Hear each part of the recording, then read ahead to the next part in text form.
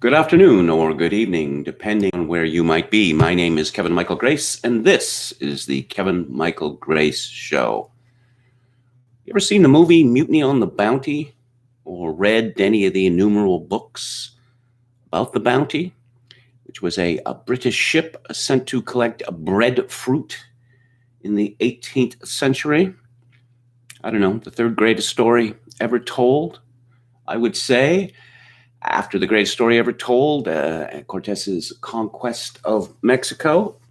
The original version had a Clark Gable as Fletcher Christian, going after Charles Lawton as Captain William Bligh.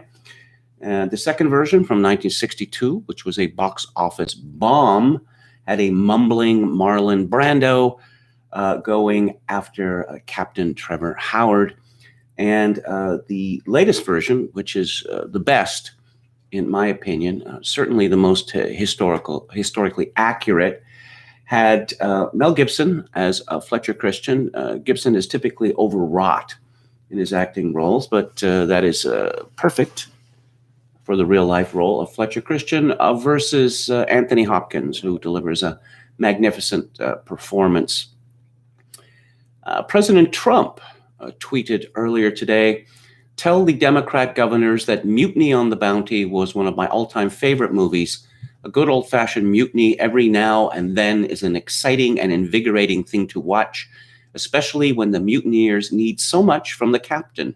Too easy."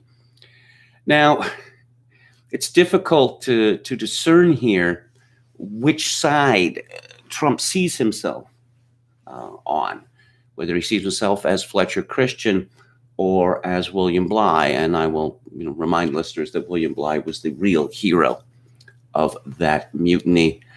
His open boat voyage to Indonesia, 4,200 miles, is one of the greatest feats of seamanship in history. Earlier, Trump had tweeted, "Get rid of ballot harvesting. It is rampant with fraud. The USA must have voter ID, the only way to get an honest count." Hear, hear. And earlier still, he had tweeted, New York Governor Cuomo's been calling daily, even hourly, begging for everything, most of which should have been the state's responsibility, such as new hospitals, beds, ventilators, etc. I got it all done for him and everyone else, and now he seems to want independence. That won't happen. So, the U.S. Sun comments, Trump slams mutineers as Republicans join 9 Democratic governors to challenge president's authorities to reopen states. So, what we have here is that Trump is clearly moving towards getting America back to normal again, and the Democrats do not want to get America back to normal again for reasons which I will get into a little later. Massachusetts Governor Charlie Baker joined the COVID corridor states led by New York Governor Andrew Cuomo on Tuesday. Earlier, Trump tweeted that he enjoyed a good old-fashioned mutiny. Trump's post came after Cuomo called the president schizophrenic for claiming he had total authority to reopen states. Upending Trump's claims of a Democratic mutiny, Baker joined the coalition Tuesday, which was formed to plan the end of the coronavirus lockdown. The Massachusetts governor's office confirmed to Mass Live that Baker is in touch with other states in the region, including New York, about the pandemic response. The war of words comes after Trump asserted that the U.S. president has total authority on lifting state lockdowns. Cuomo yesterday announced that he and 8 other governors formed 2 reopening task forces to plan for the end of coronavirus shutdowns. Republican Governor Charlie Baker today revealed he has joined the task force, and Baker's announcement undercut claims by Trump that the regional pacts are a partisan effort. So there's all this talk of King Trump. According to AP, Trump claimed the total authority Monday to decide how and when to reopen the economy. Trump would not offer specifics about the source of his asserted power, which he claimed, despite constitutional limitations, was absolute. When somebody is president of the United States, the authority is total, Trump said. The governors know that. Anxious to put the crisis behind him, Trump has been discussing with senior aides how to roll back federal social distancing recommendations that expire at the end of the month. While Trump has issued national recommendations advising people stay home, it has been governors and local leaders who have instituted mandatory restrictions, including shuttering schools and closing non-essential businesses. Some of those orders carry fines or other penalties, and in some jurisdictions extend into the early summer. And governors made clear Monday they wouldn't tolerate pressure to act before they deem it safe. All of these executive orders are state executive orders, and so therefore it would be up to the state and the governor to undo a lot of that, said New Hampshire Republican Governor Chris Sununu. And apparently, New Hampshire politics is entirely hereditary now.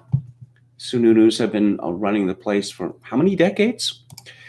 Let's see. I'm going to talk about a fair amount about the Cuomo family, America's hilarious bickering brothers. And Andrew Cuomo, who has been dubbed the Love Gov, warns of constitutional crisis like you haven't seen in decades if Trump tries to reopen New York. This is from NBC News. We don't have a king, we have a president, the governor warned, saying that reopening the economy too soon could result in more coronavirus deaths. And he's further backtracking on what he had to say yesterday or the day before. The only ways the situation gets worse is if the president creates a constitutional crisis, Cuomo said on MSNBC's Morning Joe. If he says to me, I declare it open and that is a public health risk or it's reckless with the welfare of the people of my state, I will oppose it, he said. And then we will have a constitutional crisis like you haven't seen in decades, where states tell the federal government, we're not going to follow your order. It would be terrible for this country. It would be terrible for this president. During a lengthy White House coronavirus task force press briefing Monday, the president said incorrectly that ultimately he has the power to make decisions that apply to each state. And it's funny how that works. When Democrats are president, they do claim ultimate authority over everything. And when Republican presidents seek to assert their authority, oh, it's a constitutional crisis. Well, the American Constitution has been a dead letter for many, many decades. The unelected black-robed critarchs decide what the law is, or, district or federal court judges, even district court judges make law for the entire country. Now they're being slapped down repeatedly by the Supreme Court, but it's very amusing to see this newfound respect for the Constitution from the Democratic Party. From the Los Angeles Times, Trump stokes up his blame game for the coronavirus. Oh, I should mention, it was absolutely hilarious seeing the screen grabs from CNN yesterday, because Trump had his people assemble a video of all of these stupid and wrong things the media said about coronavirus at the beginning, that it wasn't a threat, not communicable, just like the flu. Oh, and Trump was a terrible racist and xenophobe for suspending travel from China. And CNN, they were distraught. Fauci, Dr. Anthony Fauci, got exceedingly irritated at a reporter who insinuated broadly that he was not speaking his own mind, but had been brought to heel by Trump.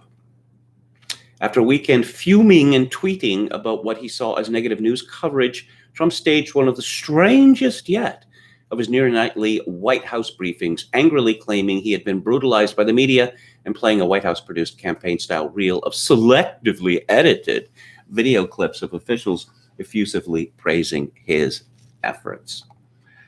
I suppose Nixon was the first president to really take on the media, but Trump has a great sense of humor, which Nixon did not have.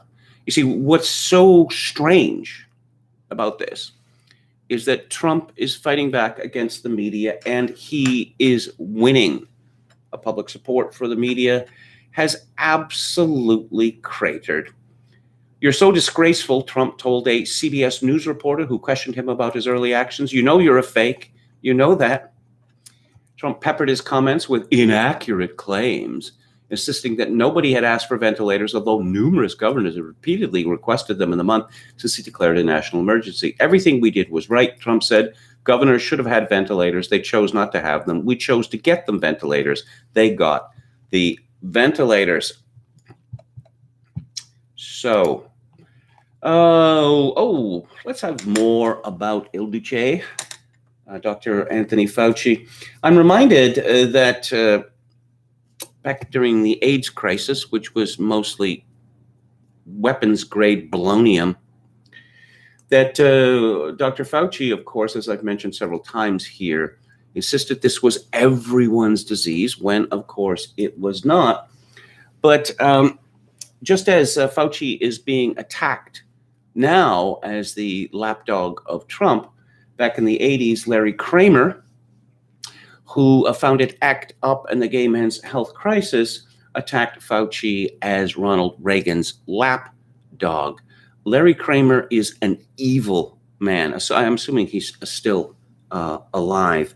He wrote a novel just before the AIDS epidemic called Faggots. I do not recommend that you read it. I thought I had a cast iron stomach, and it made me physically ill. It is a straight up celebration of evil.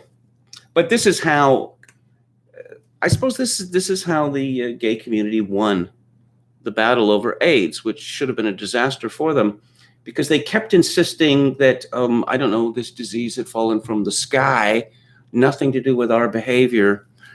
And, it's Reagan's fault. Reagan's fault. Give us more money, more money, more money, more money. You're not doing enough. And it worked. Oh, and by the way, we are your moral betters, and we are going to instruct you about sexuality and everything else. From the Daily Caller, Dr. Anthony Fauci appeared to throw cold water on Trump's proposed reopening of parts of the United States on May 1st, calling it overly optimistic. We have to have something in place that is efficient and that we can rely on, and we're not there yet, he told AP News. He described the May 1st date as a bit overly optimistic, and further seemed to complain that taking part in Trump's daily press briefings, which he described as really draining. If I had been able to just make a few comments and then go to work, that would have really been much better, Fauci said. It isn't the idea of being there and answering questions, which I really think is important for the American public. It's the amount of time. Yes, as I pointed out yesterday, and it's been demonstrated, Fauci is essentially a vassal of Bill Gates, of the Bill and Melinda Gates Foundation, which has their own agenda. He's in a terrible conflict of interest, and it's absolutely outrageous that a unelected bureaucrat such as Fauci should become the medical dictator of the United States. Okay, from The Hill, Anthony Fauci looks to be skating on thin ice with President Trump, despite, or perhaps because of, a growing sense that he is the most trusted expert on the coronavirus crisis. Well, he got AIDS completely wrong, but, why shouldn't everyone trust him this time around? The White House moved on Monday to squash suggestions that Fauci could be ousted from the president's task force on the crisis, and Fauci himself sought to shore up his position during the White House press briefing when he walked back remarks he had made at the weekend.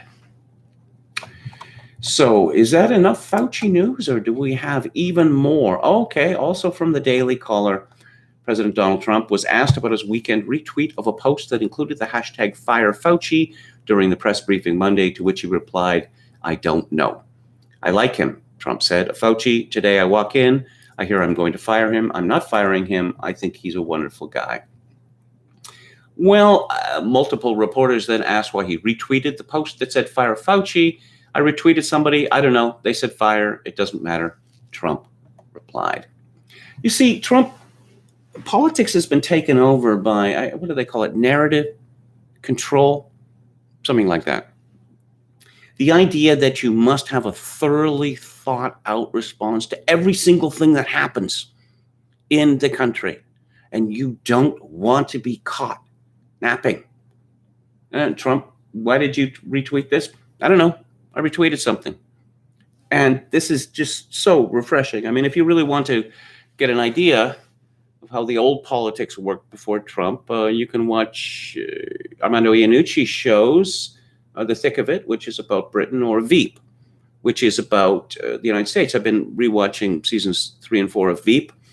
And Sue, the secretary, is always coming in and saying, some old golfer died, or there was a botched execution at a state prison. What's our line on this? Why does the president of the United States have to have a line on everything? The result of this old style of politics is that there's no policy anymore. There's simply endless reacting to events, and these events are often trivial or not even in the purview of the presidency of the United States. So let's talk about the economy, or let's talk about the market. Here's some good news. Trump says U.S. will halt funding for the World Health Organization while conducting coronavirus review. Excellent. Excellent. And the Dow had a good day, more than 500 points. Let's see, 559 points, up 2.4%. The S&P 500 was led higher by 4% rallies in tech, consumer discretionary, and consumer staples. Amazon rose to an all-time high to lead the NASDAQ higher. When you look at the facts, I think there's reason to be more hopeful than we have been. CNBC's Jim Cramer said, the worst-case scenario has been taken off the table, and if Apple and Google can do contact tracing that we all embrace, and of course we'd really trust those guys, wouldn't we? While we continue to roll out more testing, the economy could reopen a lot sooner than we thought, even, say, 3 weeks ago. Meanwhile, Goldman Sachs says downturn will be 4 times worse than the financial crisis. Okay, so let's leave the market behind temporarily and go back to spending. This has been, this crisis, coronavirus crisis, has just been a boon for proponents of big government. Well, let's not say big government. I don't think that's really hits the spot. How about behemoth government or Leviathan government?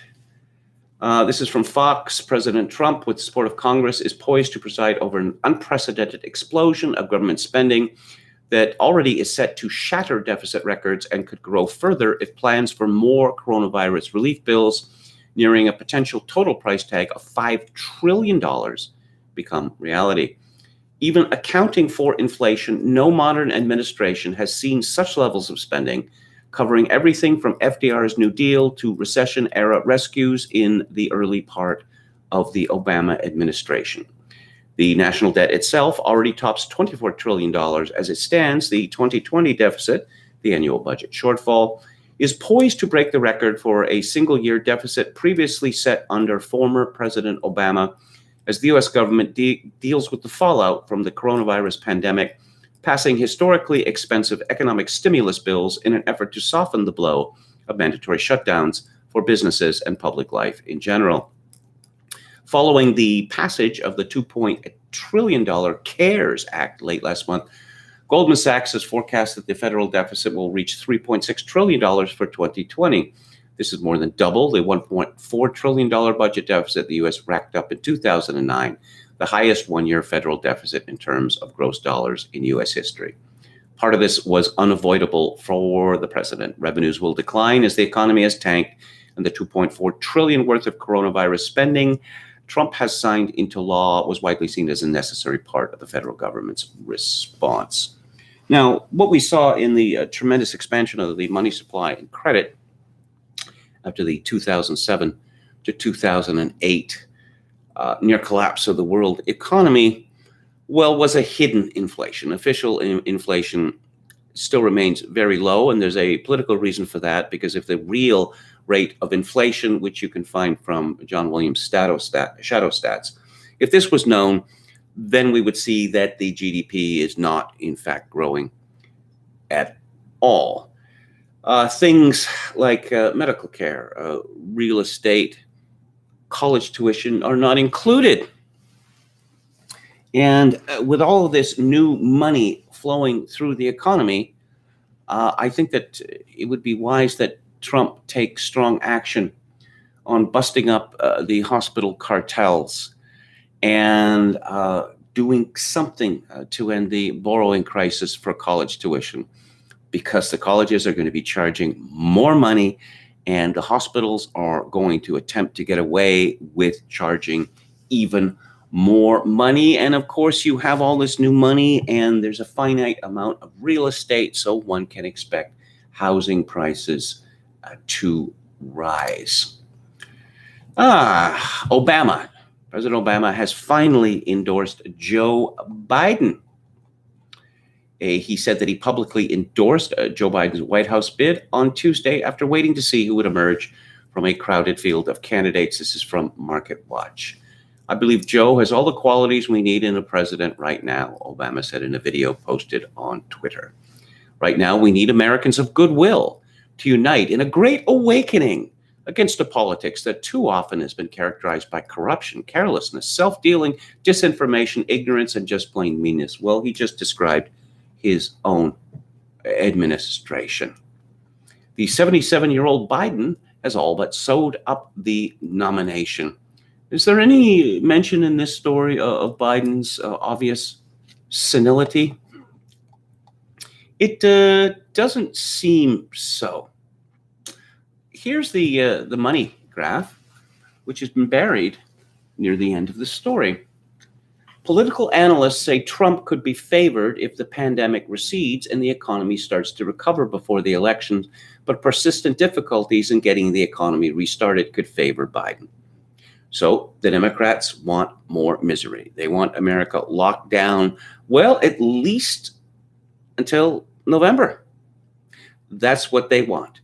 If there's any doubt that the Democrats are going to politicize this crisis as much as possible, just look at the behavior of Nancy Pelosi in the relief bills. Oh, we need money for abortion in here. We need money for illegal immigrants in here. We need money for all of these things which have nothing to do with the crisis. Let's see what's happening in the chat. Okay. Jonathan Pohl asks, will KMG be living in the hotel permanently? Well, will be here at least for 6 days. David Wright says that over $60 a day. I doubt it. Yes, that is absolutely correct. The money is running out very quickly. Dan Allison says Lincoln claimed the right to kill all of us and they made him a hero. Well, yes, he abolished habeas corpus, threatened to arrest a Supreme Court justice, and he's one of the great American heroes. Jonathan Pohl says $1,800 a month is cheaper than lots of flats. Back in 2004, I lived in a flat in London in an almost all-black area that cost £2,400 a month with 2 other guys. Yes, absolutely. Absolutely shocking. Yes, and even really crummy parts of London are just ridiculously expensive. But then, really crummy parts of New York City are ridiculously expensive. And of course, San Francisco is ridiculously expensive, even though civilization seems to have come to a halt there. Jim Smith says Larry Kramer is still alive at 84. Thank you for that. Half Galician says Larry Kramer made Ed Koch a villain too for not celebrating being gay and shutting bath houses. I suppose that is one of the difficulties of closeted homosexual politicians, is that they are subject to such bullying and blackmail. Okay. British American says, you think the hotel might give KMG a great long-term deal given their lack of residents? Well, I don't know. I suspect that I'm getting this hotel room at roughly, 40% of the typical cost. Ricardo Williams says, David Wright, I've heard a 4D chess take where Trump is keeping these types around to make liberals feel safe. Well, yes. I think it became obvious to Trump that such was the atmosphere generated by the media and by the experts in science that he had to compromise on his original position, which seems truer with each day, that the coronavirus is essentially not much different than a typical flu epidemic, which, America and the rest of the world gets on a regular basis. A British American says, regardless, Trump has really impressed me of late with his presentational and cognitive performance. He's been on fire, as they say. Yeah, absolutely. And of course, compare him to Joe Biden. I mean, it's disgraceful that the Democrats intend to run Joe Biden, if indeed they do, because he can't speak a single sentence without embarrassing himself. There's a reference to maybe if I could prove a meth lab was there, he could get a better rate. I guess that's a reference to Jesse's house on Breaking Bad. Okay. Metal Mike says, did KMG get a haircut? I thought the barber shops were closed. Yes, I got a haircut. I did it myself. I had no choice in the matter. I don't know whether any of you have seen the King of the Hill episode where Hank cannot go to his regular barber and his hair gets longer and he is, he finds a hair in his food or something and he's absolutely disgusted. There's one particularly hilarious scene where he's trying out like every hair cutting establishment at Arlen, and he walks into this place, and as soon as he opens the door, you hear this techno music pumping, boom, boom, boom, boom, boom, boom, boom, boom, boom, and then he opens the door, walks in, turns around, and walks right out again. Yeah, so that's what I did.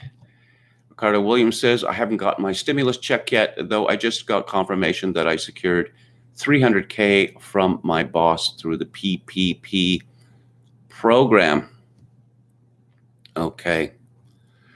Lorem Ipsum says, is KMG in the Hotel California? He can check in, but he can't check out. Yeah. Not one of my favorite songs, I must say.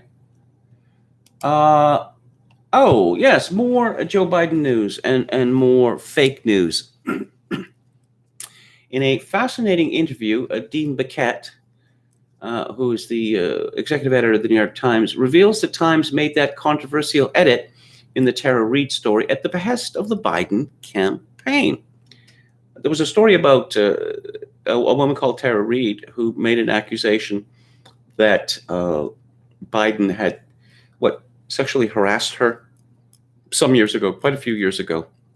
And the original version of the story included a reference to Biden's, how shall we say, creepy behavior around women and children for many years, smelling hair and groping women and the like. And they revised the story to remove that reference. What is their motto? All the news that's fit to print. Oh yes. What are we witnessing here in the sanitary dictatorship, the coronavirus panic? What we are witnessing is the apotheosis of weakness.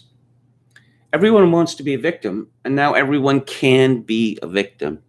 This is a great intersectional leveler, I guess, except, the minorities are claiming, that we've got it worse. Of course, they always have it worse. But no, all of the affluent white female liberals, oh my God, we're quarantined, we're all going to die. I'm just so bored. And the nurses get to do their funny dances on TikTok, and it's just disgusting. We used to value strength and vigor. Now we value weakness instead. So I guess perhaps this will be a turning point that people will look back at this and will be ashamed or disgusted at our craven behavior, are sucking up to medical institutions and to the government. Thank you, Big Brother. We couldn't have made it through this without you, Big Brother. We don't need liberties. We don't even need the right to walk the street. You'd have to be a bad person to be against that. I was quite taken with this tweet from someone calling himself at Richard Part 2. Personally, I was hoping for 7-figure death tolls, rioting, mass deprivation, and war. Instead, we got arguments over a geriatric Italian quack and a bunch of single moms and scrubs making music videos on their Chinese spyware app. Really, the worst of all possible worlds. And, yeah. Bubba Rogowski tweets, did you know that 1,002 people die every day in America from obesity-related coronary disease? That's 365,914 deaths last year, all preventable. What might be the result if our news agency kept a daily tracker on those deaths? And there's been an interesting... seen a bunch of interesting stories about the use of tobacco. That there are a number of these studies now, I think close to half a dozen, suggesting that smokers are less likely to get coronavirus or to die from it, which seems counterintuitive. But there you have it. Smokers die, according to Professor Richard Dahl, on average 5 years before everyone else, which saves governments billions of dollars, many billions of dollars in healthcare costs and pension costs. But, gotta keep raising those taxes on tobacco. It might be a good time in the present crisis for the government, since the government is not really in the business of collecting revenues anymore, for the governments to lower excise taxes on cigarettes. I think this would make a great many people feel much better. A story here from Axios. The coronavirus pandemic will bring about the worst economic downturn since the Great Depression, the International Monetary Fund projected Tuesday in its latest World Economic Outlook. And then it says why it matters. What a stupid template. I'll just repeat. Apparently, this is going to be the worst downturn since the Great Depression. Why it matters. Well, thank you, Axios, for explaining to us why that would matter. The organization expects a recession far worse than the 2008 financial crisis. In a revision to its earlier forecast, the IMF said global GDP growth will fall to -3% this year, a drastic downgrade from its forecast of plus 6.3% in January. A global GDP will face a cumulative loss of about $9 trillion, larger than the economies of Japan and Germany combined. Growth in advanced economies is projected to be -6.1%. Emerging markets are projected to have growth rates of -1% and -2.2% if China is excluded. Probably best to exclude China because we have no idea what's going on in that country. The United States is projected to experience -5.9% growth, while the Eurozone will see -7.5%. Italy, the country in Europe hit the hardest by the pandemic, is projected to experience -9.1% growth. Yes, but the IMF projects growth will partially rebound to 5.8% in 2021 if the pandemic fades in the second half of 2020, and if policy actions taken around the world are effective in preventing widespread firm bankruptcies, extended job losses, and system-wide financial strains. Well, if that's going to happen, if we're going to get the good news, we have to end the lockdown, because the longer this lockdown goes on, the more the businesses that are going to fail. They're never coming back. I don't know, sports. That's part of the GDP. And everyone has been terrorized that everyone is a deadly threat. No, 6 feet isn't enough. 24 to 27 feet is necessary. Well, that's going to be rather difficult filling stadiums if people are going to have to stay, 6 feet. Because, if you've ever been to a stadium, hockey stadium, basketball, football, baseball, you are cheek by jowl. And there's just rows upon rows, hundreds of rows of people cheek by jowl. And in the old days, I'll remind you of this, that this was thought to be exciting, being close to that many people cheering for the same home team. But now, of course, it's wicked and irresponsible.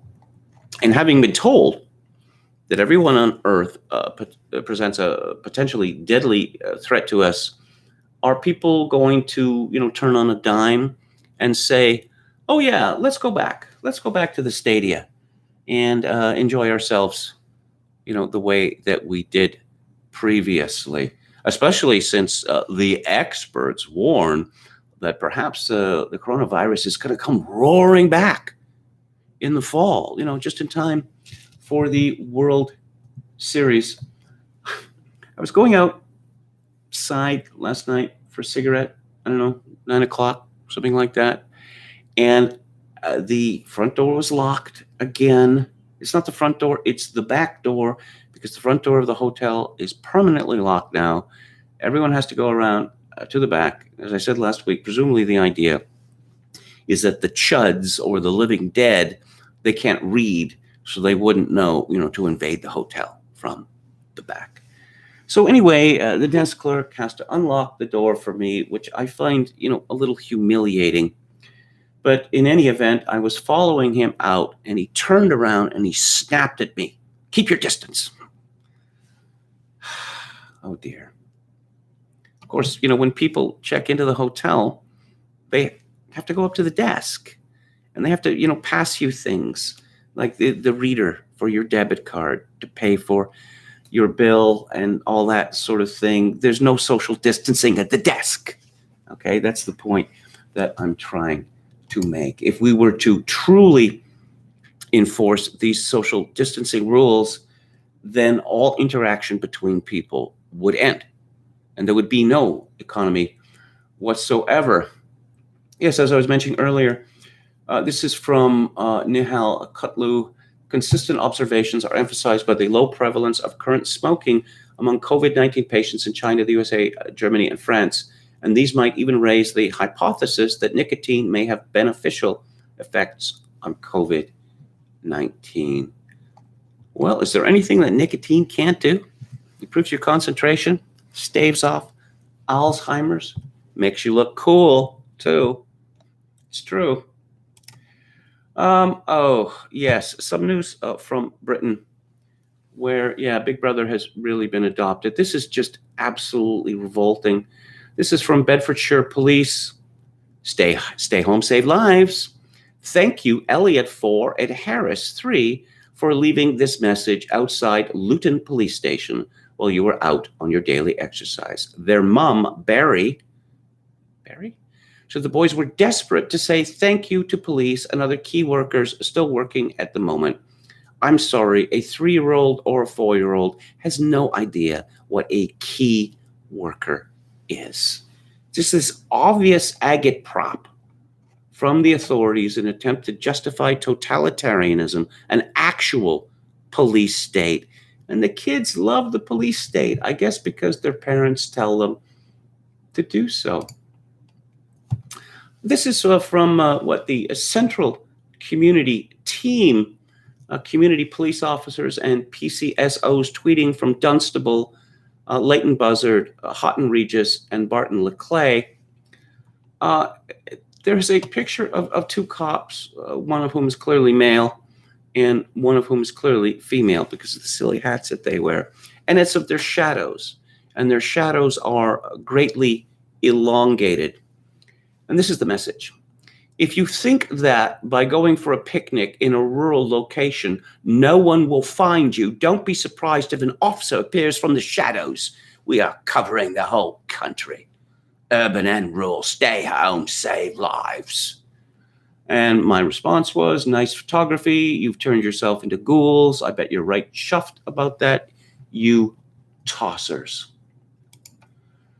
Yeah, the police are hammering on doors. What, is there a party going on there? Oh, where's your license for that sunbathing or for that walk? Let's see. Let's see what Alex Berenson has to say. We'll go to his Twitter feed. I talked about him at length last week. He's a former New York Times reporter who believes that the coronavirus crisis has been vastly overblown. Alexander Nazarian had tweeted him, I don't think the road to the gulag begins with social distancing measures. And he responded, well, that's a relief. And the lockdowns are for our protection. I feel much better. Someone had tweeted him, they arrested one person. Stop acting like it's some kind of tyranny. They are not being beaten and taken to unknown locations. If those people get sick, that's on them. He responded, attention citizens, your Department of Pandemia orders you to follow the example of this young citizen and look on the bright side. No one is being beaten or disappeared, and we hope no one will be. Really, the choice is yours. Attention citizens. Now, the New York Times says, breaking news, New York City's coronavirus death toll soared past 10,000 after officials added more than 3,700 people who had never tested positive for the virus but were presumed to have died of it. The driver of this huge uptick in deaths at home is COVID-19, and some people are dying directly of it, and some people are dying indirectly of it. But it is the tragic X factor here, said Mayor Bill de Blasio on Thursday. Berenson comments, now New York City mayor says the city will count people who died indirectly from COVID in its ever-rising death counts. What does that even mean? Can we assume every person who dies in New York City will be counted as a virus death unless proven otherwise? And how far back will the backdating go? This is a hoax. This is an absolute hoax. And they're actually admitting what they're doing, that they are juking the stats. Berenson asked serious questions for mass deep Department of Public Health. Given this backdating, is any death in a long-term facility now not considered a COVID death? And how many of these are based on actual positive test results? Nazarian tweeted earlier, Stalin had 30 million people murdered. And Berenson's response was, thanks for the reminder that authoritarianism is a greater threat than SARS COVID-2 will ever be. Protesters rallied in North Carolina.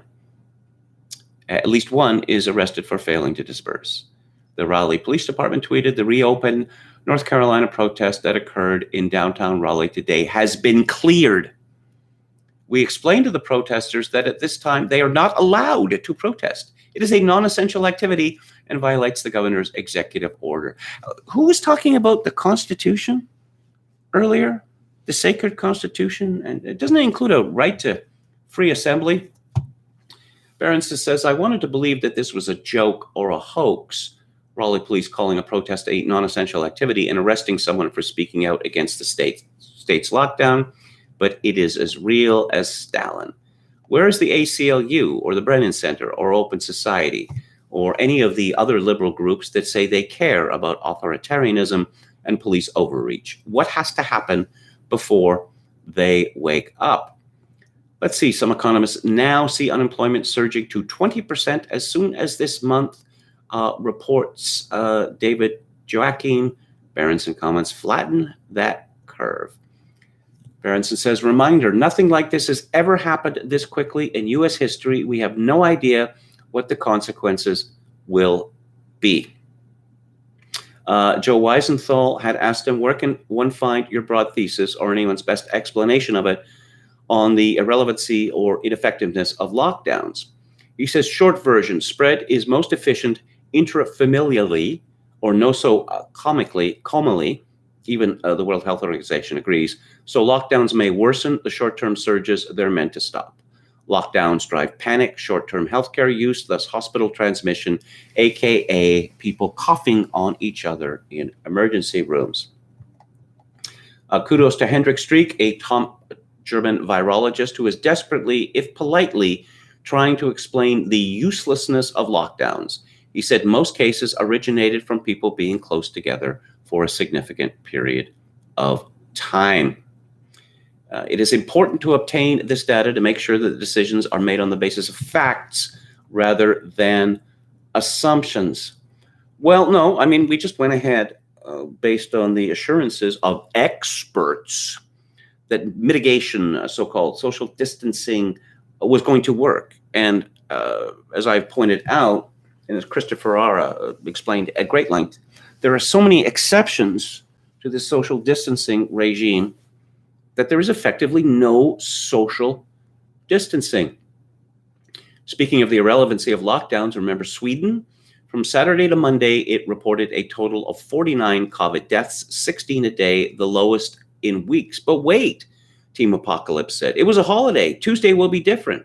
You'll see. And Tuesday has been different. Today, Sweden reported 114 deaths, same as its worst day last week, which puts its 4-day average in now a grand total of 41 deaths per day, which is at or under trolling 4-day totals, including the previous weekend. Not exactly exponential growth. But wait, 2 weeks.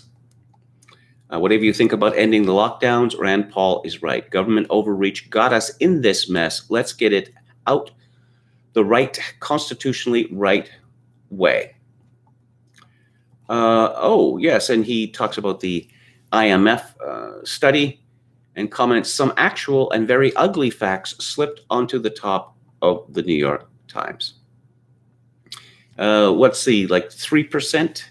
Seems insanely low to me and possible only if the lockdowns are lifted immediately. I guess that's a drop in GDP.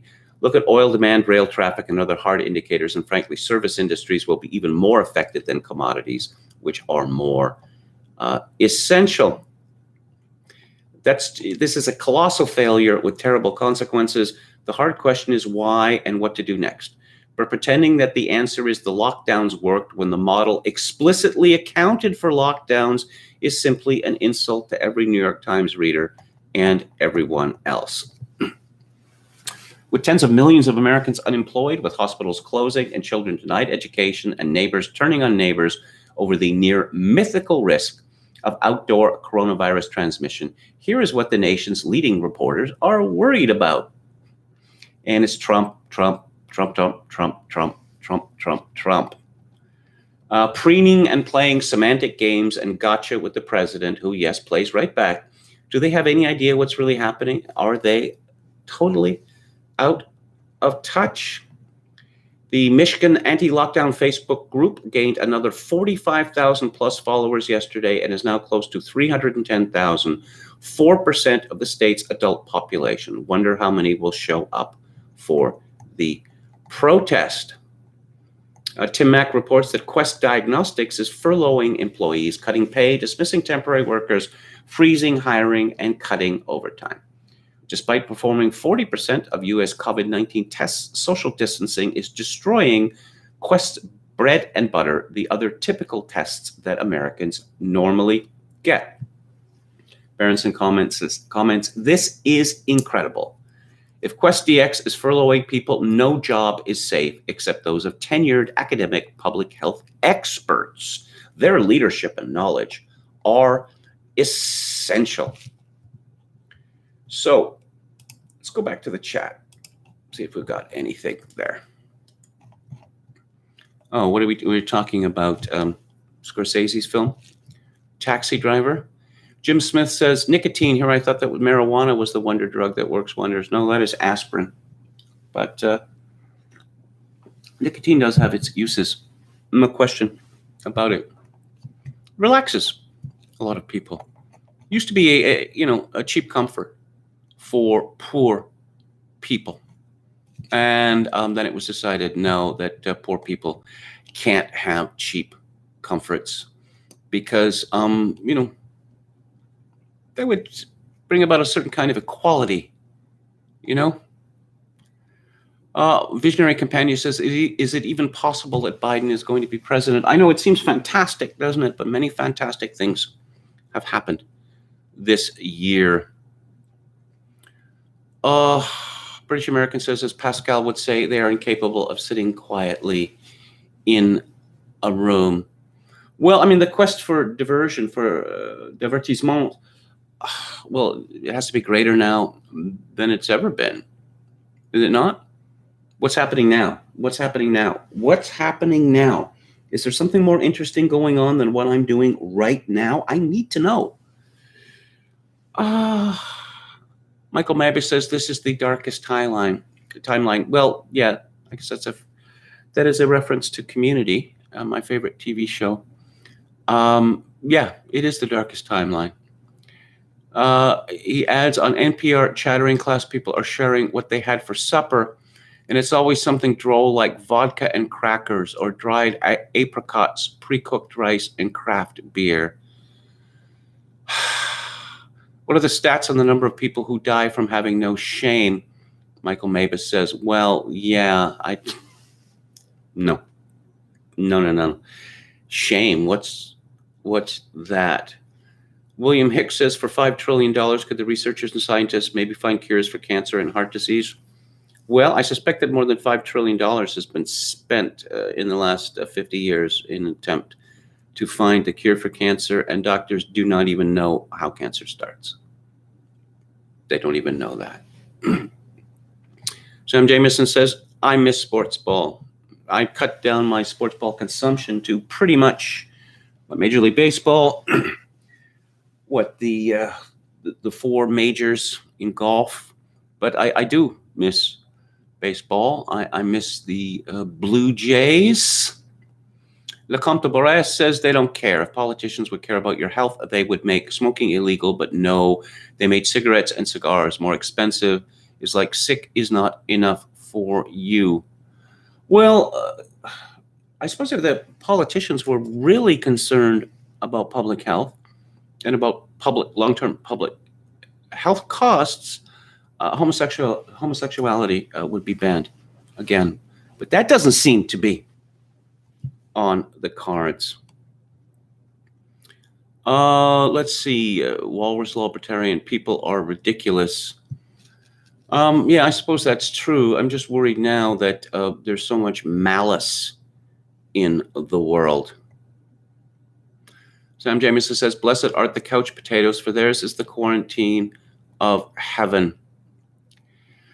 I suppose, people, I mentioned this with regard to Christopher Lash, that he noted, more than 40 years ago, that young people seem to be terrified of being left alone with their own thoughts.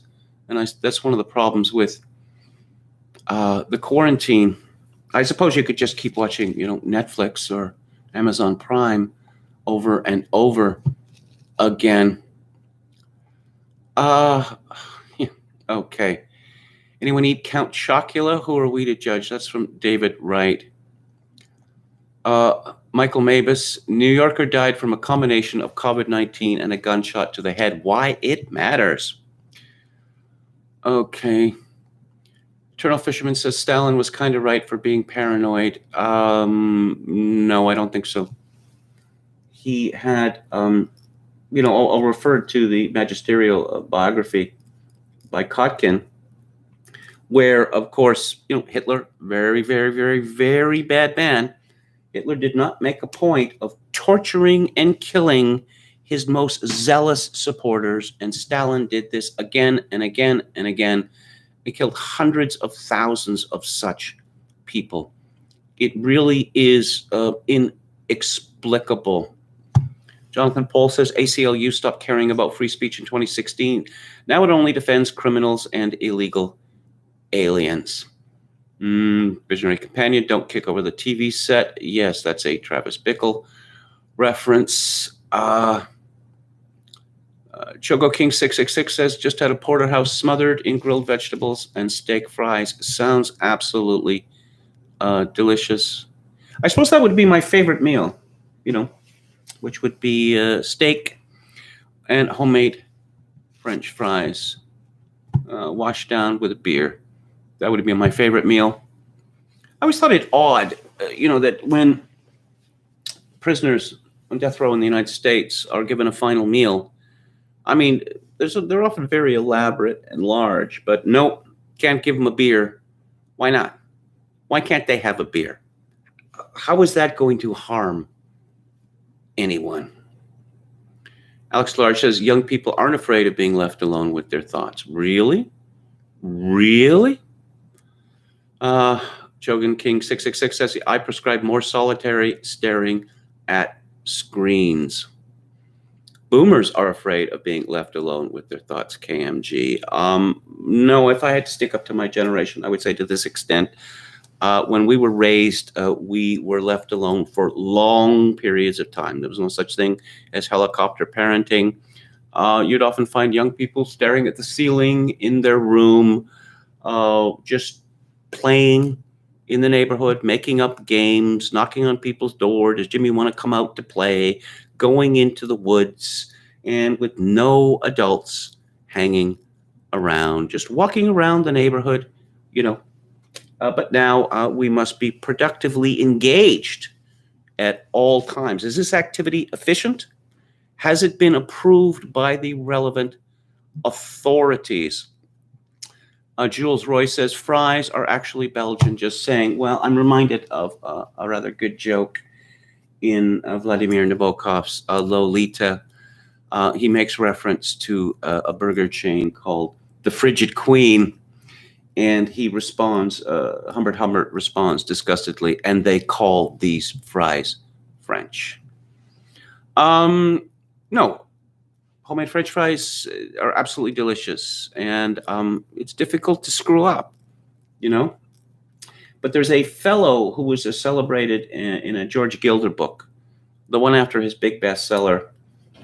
He's the one who invented the frozen potato, or made it possible for potatoes to be frozen. Previously, this was not the case. So French fries, which had to be made, essentially they were all homemade before then, and this fellow from Idaho invented the frozen potato, and now you don't get fresh potatoes. When you go to McDonald's, Burger King, etc., Julia Child pointed out that McDonald's, they're reconstituted potatoes. They are delicious if they are fresh. Yeah, fresh. If they're not fresh, essentially, they taste of cardboard. Okay, so let's get back to it. Oh, this is from The Economist, of all places. Really quite surprising. Why a study showing that COVID-19 everywhere is good news. If millions of people were infected weeks ago without dying, the virus must be less deadly than official data suggest. How about that? In the past month, flu-like illnesses besides the flu itself have surged. One of the few things known for sure about COVID-19 is that it's spread faster than official data imply. Most countries have tested sparingly, focusing on the sick. Just 0.1% of Americans and 0.2% of Italians have been tested and come up positive. In contrast, a study of the entire population of the Italian town of Vo found a rate of 3%. The lack of testing has set off a hunt for proxies for COVID-19 infection, from smart thermometer readings to Google searches for "I can't smell." What? A new paper by Justin Silverman and Alex Washburn uses data on influenza-like illnesses, ILI, to show SARS-CoV-2 is now widespread in America. Every week, 2,600 American clinicians report the share of their patients who have ILI, a fever of at least 37.8 degrees Celsius or 100 degrees Fahrenheit, and a cough or sore throat without a known non-flu reason. Unsurprisingly, ILI is often caused by flu, but many other ailments also produce ILI, such as common colds, strep throat, and now COVID-19. The authors assume that the share of these providers' patients with ILI who do have the flu matches the rate of flu tests that are positive in the same state and week. This lets them estimate how many people have ILI seriously enough to call a doctor, but do not have the flu, and how many more people have had non-flu ILI in 2020 than in previous years. The study finds that non-flu ILI has surged. Its rise has the same geographic pattern as COVID-19 cases. modest in states with few positive tests, like Kentucky, and steep in ones with big outbreaks, such as New Jersey. In total, estimated non-flu ILI from March 8th to 28th exceeded a historical baseline by 23 million cases, 200 times the number of positive COVID-19 tests in that period. This may overstate the spread of COVID-19 since non-flu ILI has other causes. It could also be too low because people with asymptomatic or mild COVID-19 would not report non-flu ILI. In other words, if COVID-19 has spread faster than commonly thought, it must be less deadly. This sounds alarming, but it could be reassuring. COVID-19 takes 20 to 25 days to kill victims. The paper reckons that 7 million Americans were infected from March 8th to the 14th, and official data show 7,000 deaths 3 weeks later. The resulting fatality rate is 0.1%, similar to that of flu. That is amazingly low, just a tenth of some other estimates. Perhaps it is just wrong, possibly because the death toll has been underreported. Perhaps, though, New York's hospitals are overflowing because the virus is so contagious that it has crammed the equivalent of a year's worth of flu cases in 1 week. Well, as we found out that New York's hospitals are not overflowing. They are filled to less than 20% of capacity. But no, Trump was right. This is essentially the flu. And I don't know, people like Bill Gates and Anthony Fauci and the media and the celebrities and the Democratic Party have decided that it is the end of the world and nothing will ever be the same again. And there's going to be a new normal. And the Constitution has been suspended. Doesn't all of this seem sinister to you? It certainly seemed sinister to me. But let's hear from some more experts. The Florida Surgeon General, coronavirus could force residents to continue social distancing for a year until we get a vaccine, which is a while off. And does this vaccine have to be Bill Gates approved? I'm kind of getting the impression that it must be. Until we get a vaccine, this is going to be our new normal. How I hate that phrase. And we need to adapt and protect ourselves, State Surgeon General and Florida Department of Health Scott Rivkees told reporters. As long as we're going to have COVID in the environment, and this is a tough virus, we're going to have to practice these measures so we're all protected. The measures aren't protecting anyone because they are not total. In the absence of total social distancing, no one is being distanced. But I guess that's too complicated for an expert to understand. When is the revolt going to happen? Soon, I hope. Coronavirus stay-at-home orders stir protests nationwide amid fears of economic collapse. This is from Fox News. At least 15,000 cars and trucks are expected to descend on Michigan's state capitol on Wednesday to protest what they're calling Governor Gretchen Whitmer's tyrannical new guidelines to slow the spread of coronavirus. The so-called drive-by demonstration, in order to maintain social distancing, aims to bring traffic to a gridlock in Lansing and protest the stay home, stay safe executive order by Whitmer, a Democrat, mandating what businesses could stay home, what some businesses could sell, and ordering people interstate against any gatherings, no matter the size or family ties. Quarantine is when you restrict movement of sick people. Tyranny is when you restrict the movement of healthy people, said Michonne Maddock. I like that phrase. That is very well done. She is an organizer of the protest with the Michigan Conservative Coalition. Every person has learned a harsh lesson about social distancing. We don't need a nanny state to tell people how to be careful. The protest, called Operation Gridlock, would be just one of a number of demonstrations of civil obedience around the country by Americans upset with their state's stay-at-home orders amid the pandemic. While the contagion has infected over 568,000 Americans and killed over 23,000, oh, well, now that's going to go up and up and up and up because everyone who's died within the last few months, it was all COVID, even though these people haven't been tested. I mean, come on, that's just science. Protesters from North Carolina to Wyoming said they've been just as concerned with the economic and financial impact the coronavirus has inflicted on the country, echoing President Trump's complaint that the cure can be worse than the problem.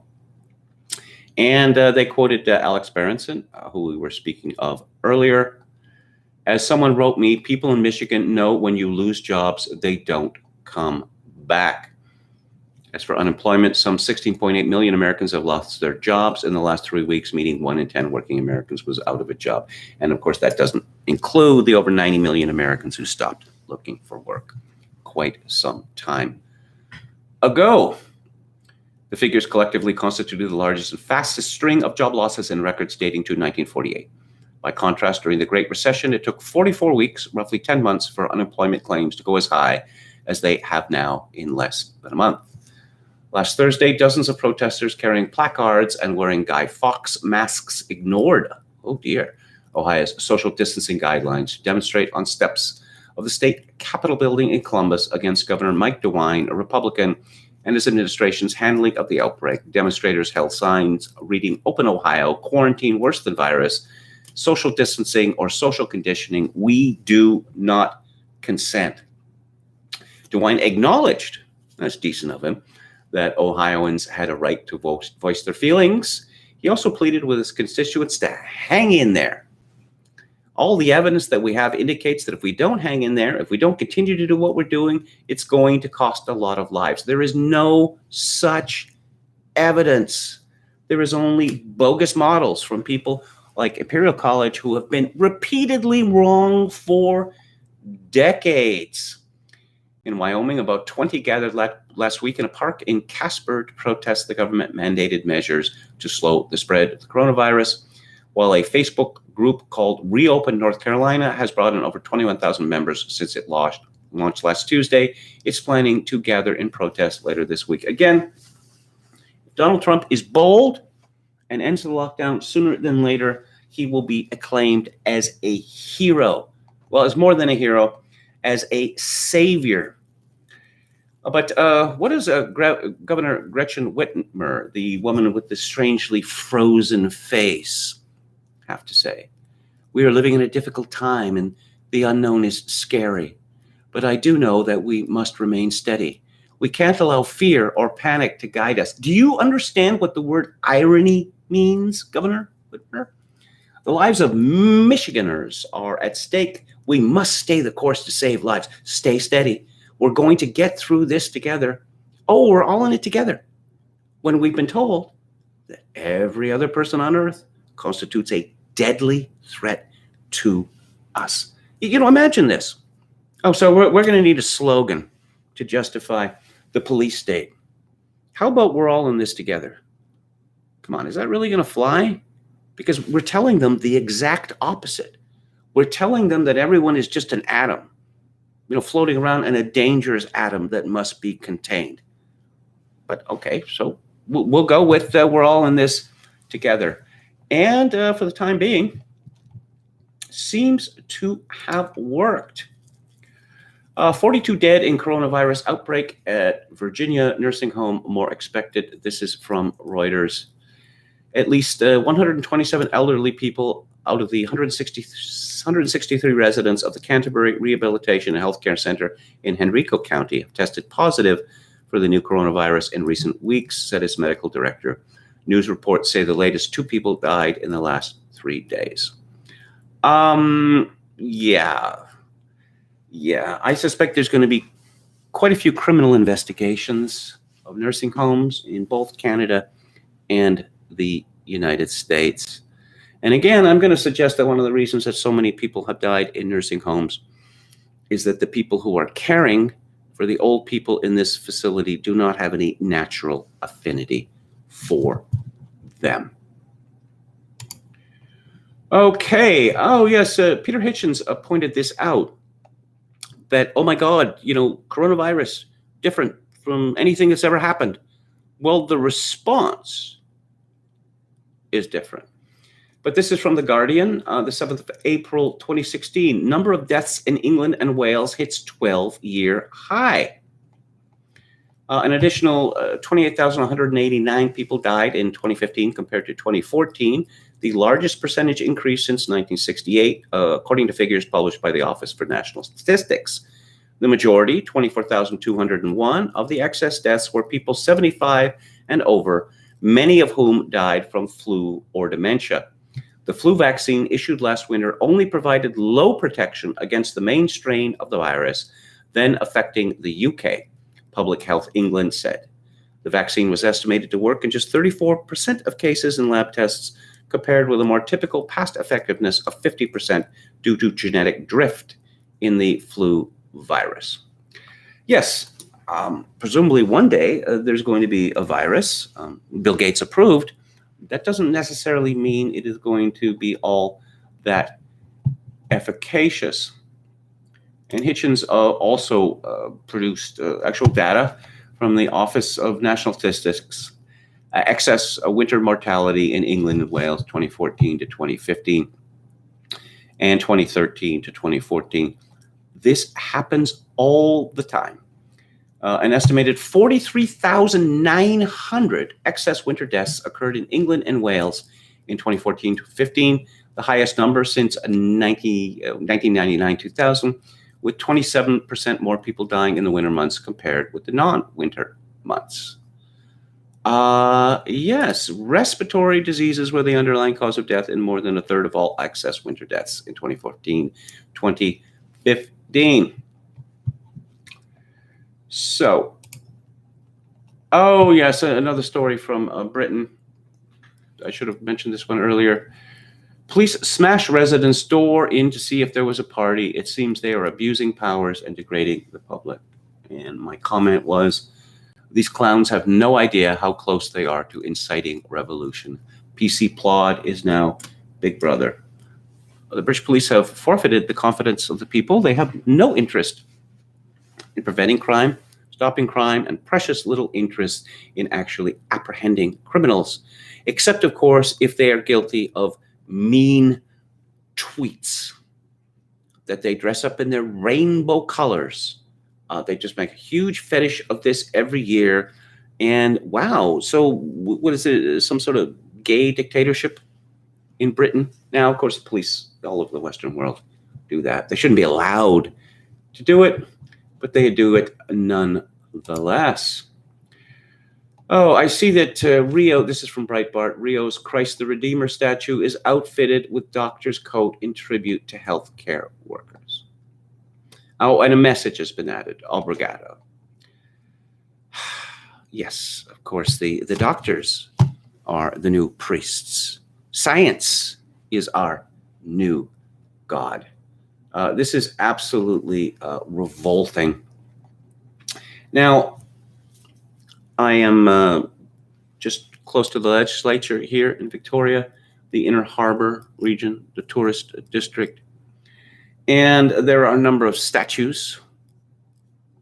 This town, Vancouver Island is named after Captain George Vancouver, who's from Kings Lynn, which is where Alan Partridge was born. There is a statue of Captain James Cook overlooking the Inner Harbor, and some wag put a medical mask over his face the other day. I was pleased to see that this has been removed. There's a very large statue of Victoria, Queen and Empress, in front of the legislature, and I was glad to see that no one had defaced her with a medical mask. Perhaps it would be too high to reach without a ladder. Oh, yes, I promised that we were going to talk more about the Cuomo family, America's favorite bickering brothers. All the talk yesterday was of Donald Trump having a meltdown. They're always using this phrase. It's very much like a woman. You ever notice this?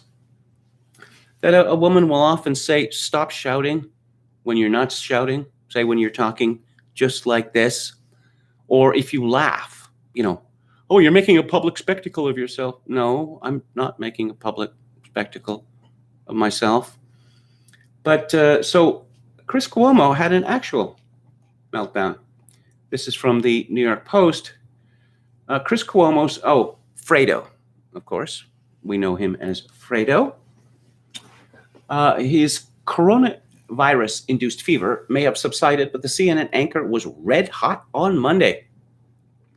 The longtime cable host, 49, has an existential mini-crisis on his Sirius XM show, lashing out at his lucrative primetime gig and blasting President Trump as full of shit. I don't want to spend my time doing things that I don't think are valuable enough to me personally, Cuomo said. I don't value indulging irrationality, hyper-partisanship. Again, I have to question, why is this fellow on network TV? Well, come on. It is a rhetorical. It's a formal question. We know why, because it's his last name. Cuomo has two faces. He has the I'm about to burst into tears face, and he has the face that Dan on Veep associated with Jonah Ryan, the surprised masturbator face. Cuomo said his battle with COVID-19 has made him rethink his values and question his position as a public figure. I don't like what I do professionally, he said. I don't think it's worth my time. Cuomo then launched into a tale about a loser biker who confronted him on Easter Sunday for being outside his property with his family despite his coronavirus diagnosis. Oh, dear. I don't want some jackass, loser, fat tire biker being able to pull over and get in my space and talk bullshit to me. I don't want to hear it. Cuomo said he wishes he could have acted like a regular Joe and told the biker to go to hell. Yes, again, here we see a man extolling his own weakness. Chris Cuomo is now more famous than he's ever been. Why? Because he has a disease. That's not really a positive attribute. It's a negative attribute. That matters to me more than making millions of dollars a year because I've saved my money and I don't need it anymore. Yeah, okay. Way to ingratiate yourself with ordinary Americans, Chris, Fredo. I have a giant room full of money, and I don't need the aggregation from my job. I want to be able to tell you to go to hell, to shut your mouth. I don't get that doing what I do for a living. Me being able to tell you to shut your mouth, or I will do you the way you guys do each other. Oh, man. Was this guy stuffed into a lot of lockers in high school? Speaking about his job as the host of CNN's Cuomo Primetime, the Queens-born anchor said he doesn't want to spend his time trafficking in things that I think are ridiculous. Such things include talking to Democrats about things that I don't really believe they mean and talking to Republicans about them parroting things they feel they have to say. He also wants to stop analyzing the president, who we all know is full of shit by design. Unlike network news anchors. As a public figure, Cuomo said he has to tolerate other people's opinions of him. Oh, dear. Yes, you get paid millions of dollars a year, despite your obvious lack of, intelligence, discernment, and sophistication. But you have to. People are going to talk about you. It's just, I mean, that's the devil's bargain, isn't it? One can see how such a sensitive fellow as Fredo Cuomo would be bedeviled by this quandary. I don't think it's worth it to me because I don't think I mean enough. I don't think I matter enough. I don't think I can really change anything. So what am I really doing? What most people are doing in life, Chris, trying to get by somehow. I'm basically being perceived as successful in a system that I don't value. I'm seen as being good at being on TV and advocating for different positions, but I don't know if I value those things. Certainly not as much as I value being able to live my life on my own terms. Well, why don't you take clean out your enormous room full of money and start to live life on your own terms? I mean, you could quickly become anonymous if you wanted to, Chris. When the biker confronted him, Cuomo said he wanted to respond, getting heated when he detailed how the guy didn't know the rules and how he'd made sure to take social distancing measures. But here I am in an almost powerless position against this ass because I'm a celebrity and he's allowed to say whatever he wants to me. Unbearable. And I have to take it, or he's going to call the New York Post and lie about something, and then I'm going to have to deal with it. The anchor then alluded to a caught-on-tape incident last August when he launched into a profanity-laced rant against a man who called him Fredo. I have to tolerate people's opinion about me because I'm a public figure. I don't want to do that. I don't think it's worth it to me.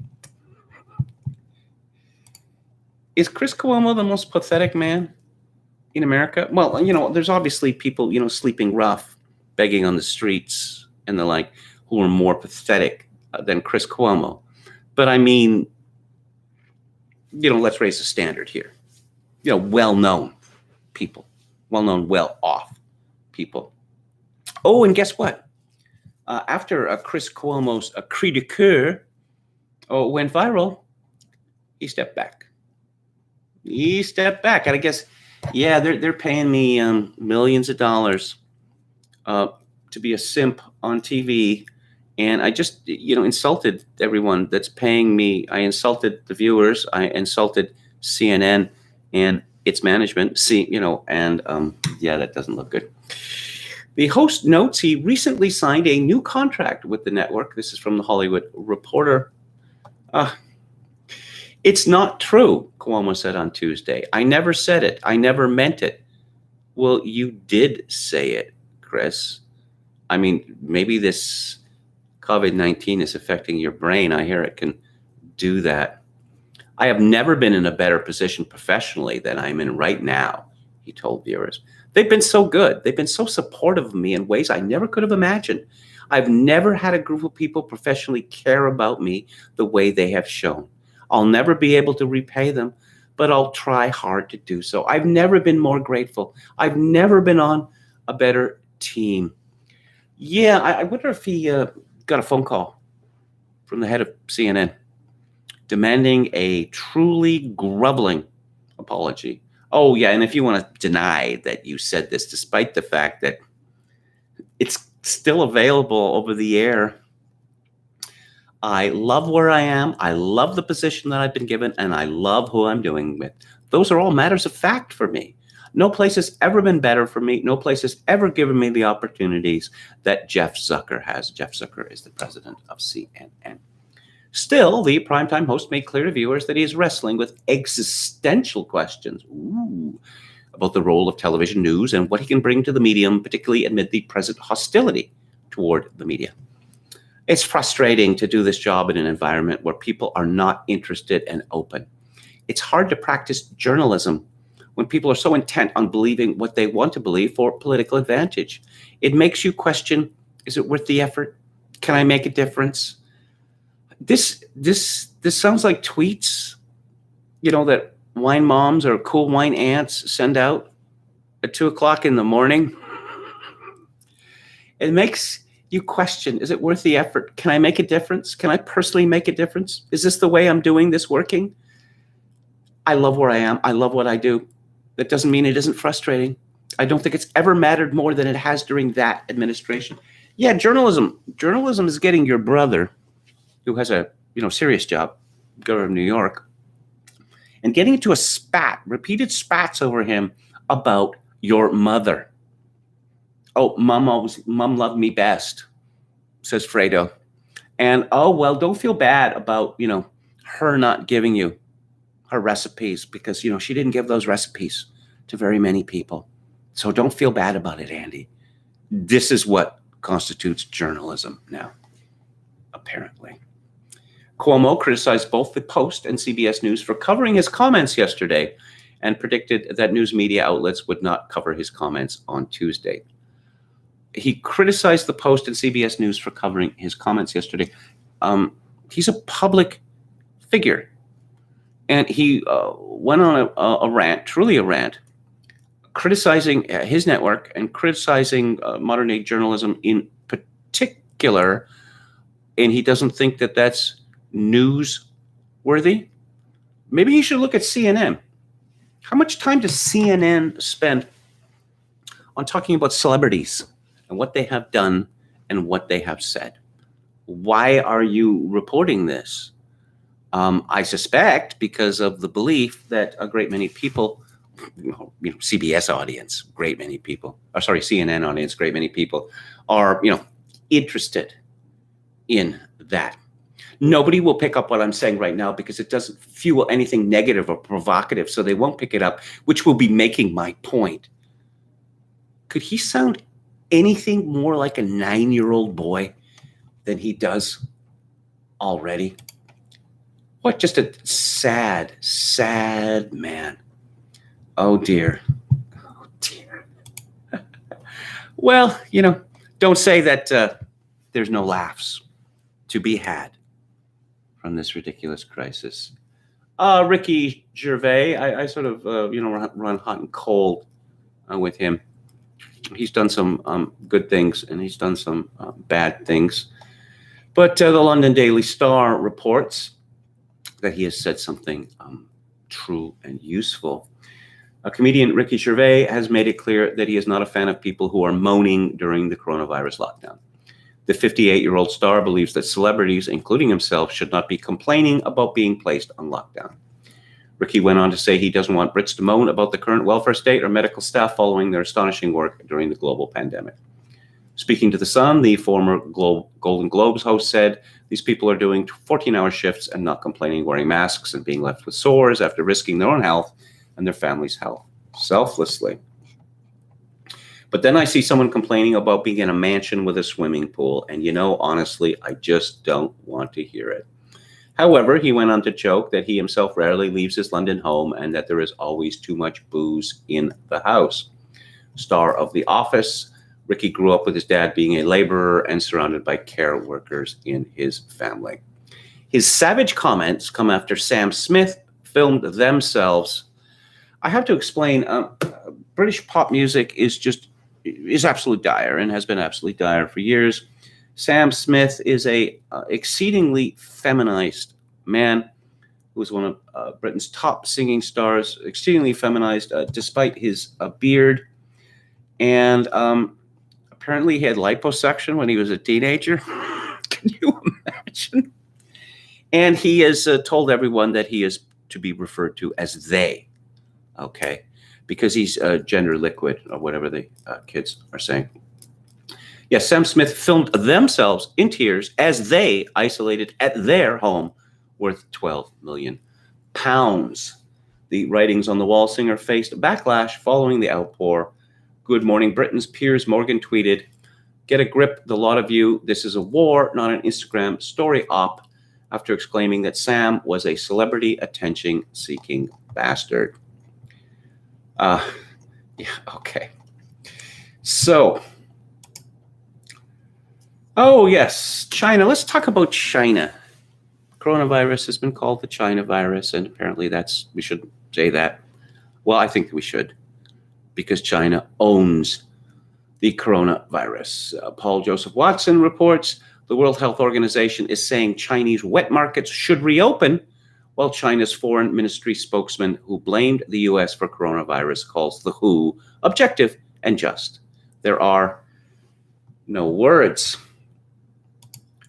So, Newsmaker reports American food supply worries grow as Chinese-owned Smithfield Foods. That sounds like a real Chinese name, doesn't it? It's called Smithfield. It's not Lucky Happy Jade Foods. It shuts down. Smithfield is the world's biggest pork processor, and the closed plant accounts for up to 5% of U.S. pork production. We have to decouple from China, and sooner rather than later.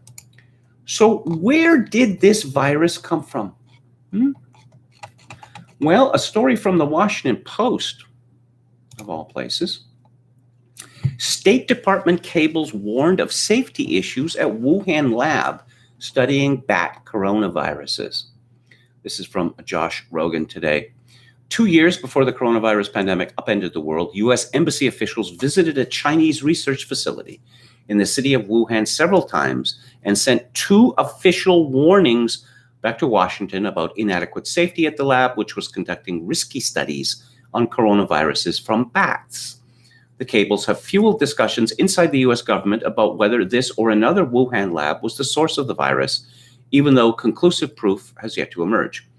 In January 2018, the U.S. Embassy in Beijing took the unusual step of repeatedly sending U.S. science diplomats to the Wuhan Institute of Virology, which had in 2015 become China's first laboratory to achieve the highest level of international bioresearch safety. WIV issued a news release in English about the last of these visits, which occurred on March 28, 2018. The U.S. delegation was led by Jameson Faust, the Consul General in Wuhan, and Rick Switzer, the embassy's Counselor of Environment, Science, Technology, and Health. Last week, WIV erased that statement from its website, although it remains archived on the internet. What the U.S. officials learned during their visits concerned them so much that Washington. The cables warned about safety and management weaknesses at the WIV lab and proposed more attention and help.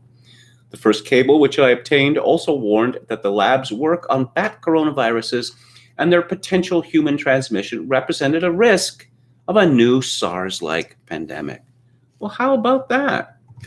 During interactions with scientists at the WIV laboratory, they noted the new lab has a serious shortage of appropriately trained technicians and investigators needed to safely operate this high containment laboratory. In other words, a typically Chinese operation, states the January 19, 2018 cable, which was drafted by two officials from the embassy. The State Department declined to comment on this and other details of the story. The Chinese researchers were receiving assistance from the Galveston National Laboratory at the University of Texas Medical Branch and other U.S. organizations. Why? But the Chinese requested additional help. The cables argued that the United States should give the Wuhan lab further support, mainly because its research on bat coronaviruses was important but also dangerous. As the cable noted, the U.S. visitors met with Shi Zhengli, the head of the research project, who had been publishing studies related to bat coronaviruses for many years. In November 2014, just before the U.S. officials' visit, Xi's team had published research showing that horseshoe bats they had collected from a cave in Yunnan province were very likely from the same bat population that spawned the SARS coronavirus in 2003. You know, I read years ago that apparently in Britain it is a crime and a serious crime to disturb bats. If you find that you've got a bat colony in your attic or whatever, can't touch the bats or they'll be held to pay. The Chinese are not known to be sympathetic about animals. If bats represent such a grave threat to public health, perhaps there should be an extermination campaign taken against them. Most importantly, the cable states the researchers also showed that various SARS-like coronaviruses can interact with ACE2, the human receptor identified for SARS coronavirus. This finding strongly suggests that SARS-like coronaviruses from bats can be transmitted to humans to cause SARS-like diseases. From a public health perspective, this makes the continued surveillance of SARS-like coronaviruses in bats and study of the animal-human interface critical to future emerging coronavirus outbreak prediction and prevention. The research was designed to prevent the next SARS-like pandemic by anticipating how it might emerge. But even in 2015, other scientists questioned whether Xi's team was taking unnecessary risks. In October 2014, the US government had imposed a moratorium on funding of any research that makes a virus more deadly or contagious, known as gain-of-function experiments. That sounds sensible, doesn't it? Yes, we are looking to make a super virus more powerful than any virus that's ever existed. Maybe could wipe out 50% of the world. And why are you doing this? Because we're scientists. Because we can. As many have pointed out, there's no evidence the virus now plaguing the world was engineered. Scientists largely agree it came from animals. But that is not the same as saying it didn't come from the lab, which spent years testing bat coronaviruses in animals, said Zhao Kang, a research scientist at the School of Information at the University of California at Berkeley. The cable tells us that there have long been concerns about the possibility of the threat to public health that came from this lab's research if it was not being adequately conducted and protected. Yeah. So when is China going to pay for this? That's my question. From Fox News, Taiwan releases December email to the World Health Organization showing unheeded warning about coronavirus.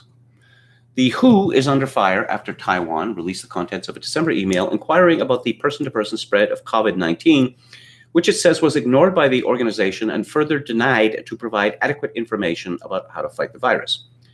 Taiwan is accusing the WHO of downplaying the severity and spread of the coronavirus in an attempt to pander to China, even after Taiwan sounded the alarm about at least 7 cases of atypical pneumonia that they were aware of in Wuhan, where the virus originated. When asked about the cases by the media, Taiwan said China's health authorities said, quote, the cases were believed not SARS. However, samples are still under examination and cases have been isolated for treatment. I would greatly appreciate it if you have relevant information to share with us. Taiwan is located about 80 miles off China's coast, but has declared itself an independent nation for over 70 years. China, however, has refused to acknowledge Taiwan's sovereignty and consistently fights to bring it back under Beijing's control. I don't know, maybe it's time for America to recognize Taiwan again and unrecognize China. To recap, a new virus breaks out. Chinese city of Wuhan. What's China do? Well, they let 500,000 people leave Wuhan. And they lie about it repeatedly.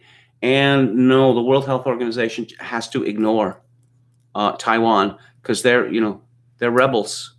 They're traitors. And now China is saying that, oh, it's an American virus. And foreigners are being attacked in the streets of China. And they're called American viruses. What a charming, charming nation. More on that front. This is from Global News. Coronavirus cover-up is China's Chernobyl moment.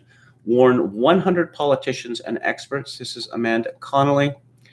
More than 100 international politicians and international policy experts have signed on to the letter, including former Canadian Justice Minister and human rights advocate Irwin Cotler. You've probably never heard of Irwin Cotler, but he is an exceedingly influential man.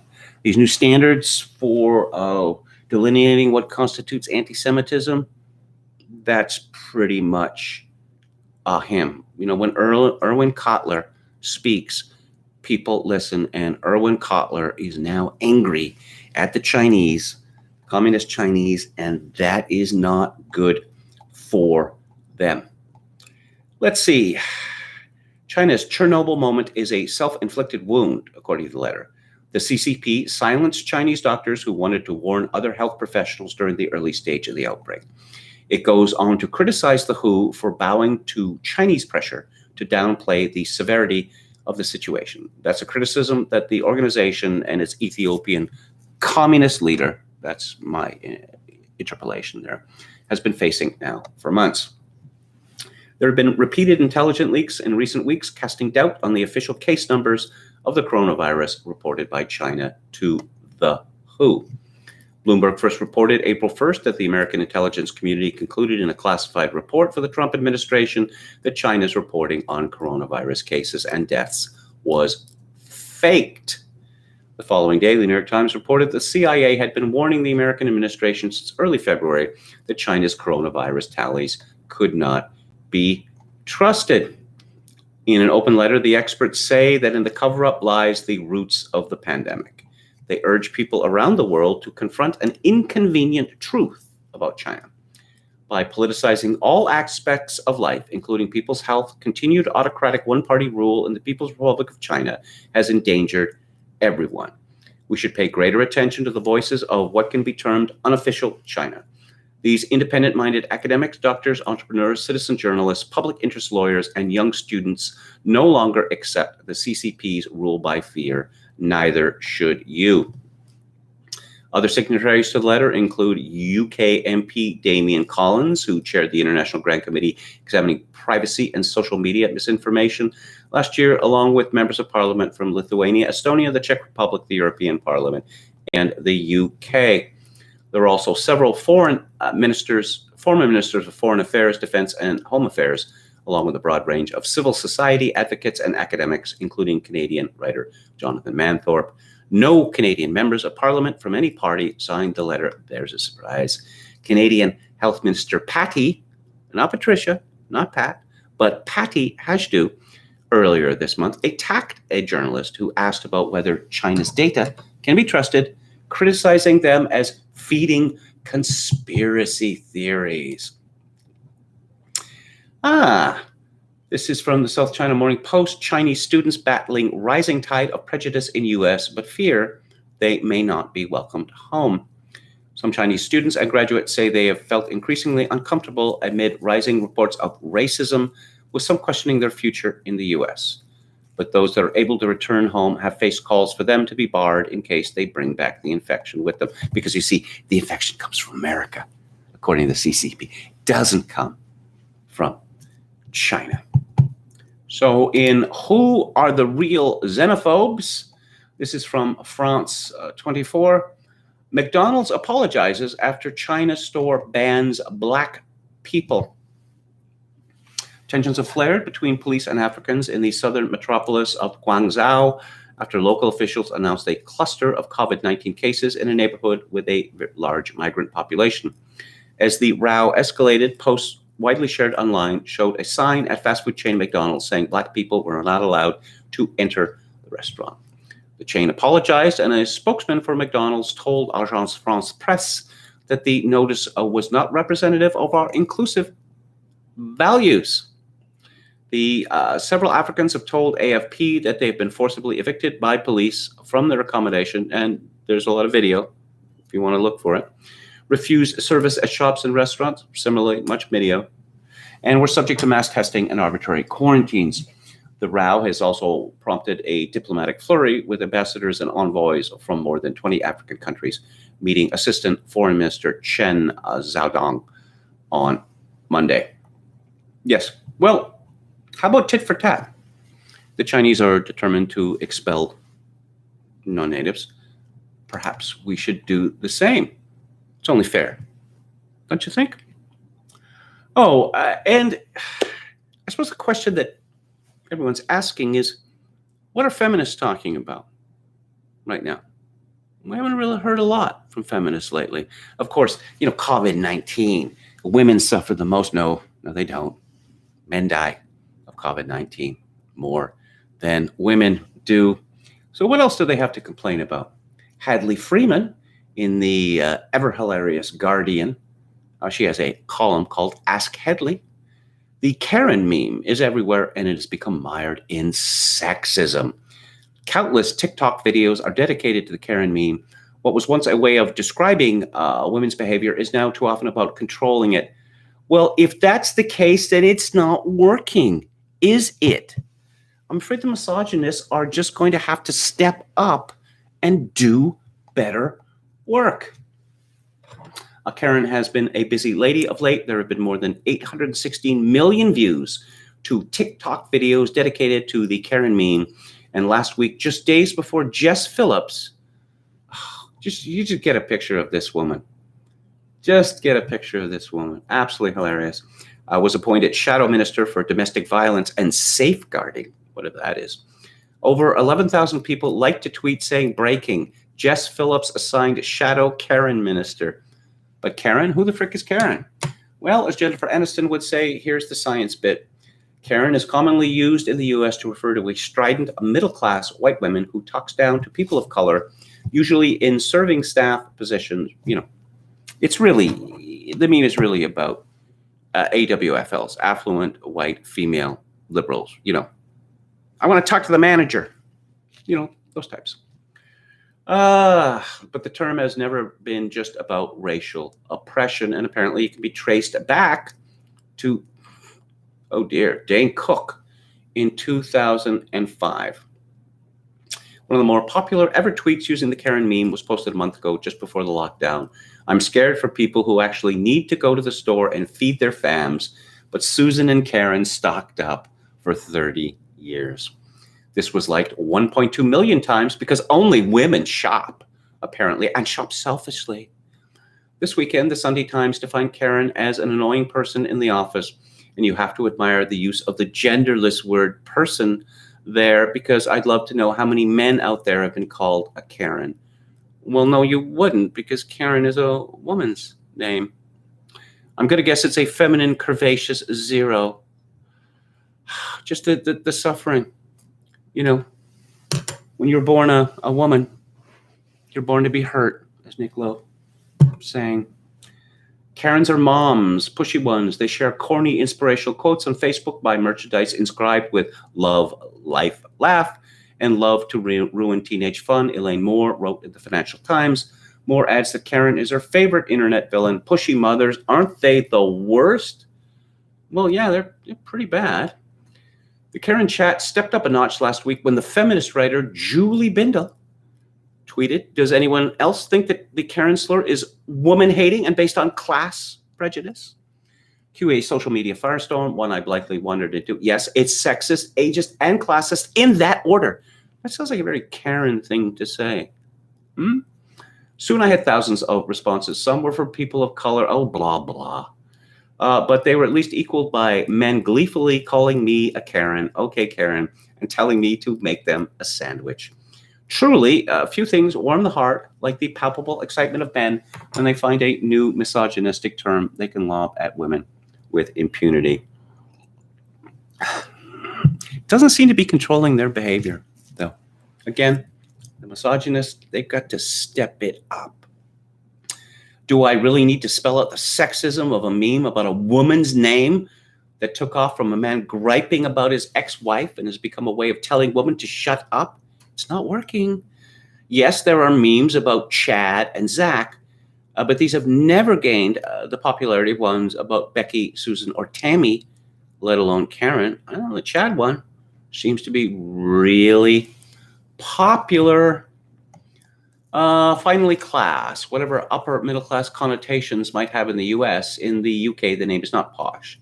Try substituting Karen for Emily, Freya, Alice, or Isabel, and the meme doesn't work. It's no coincidence that a tweet calling Jess Phillips a Karen was so popular, given Phillips grew up working class, is a mother, and not wanting to shock anyone here, a woman. Tick, tick, tick. Yeah, okay, but in the United States, the Karen meme clearly is referring to middle class and upper middle class women, not chavs like Jess Phillips. So, an update from the feminists. I know you're all looking forward to that, and as always, I aim to please.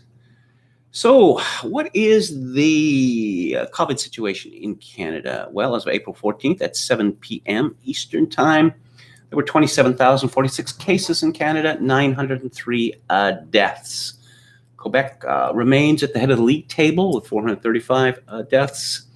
Ontario, 334. Oh, Manitoba has 4 deaths. Saskatchewan has 4 deaths and 301 cases. Yeah, one can see why that province is completely locked down. Once again, 301 cases, 4 deaths. In British Columbia, my province, there are 1,517 cases and 72 deaths.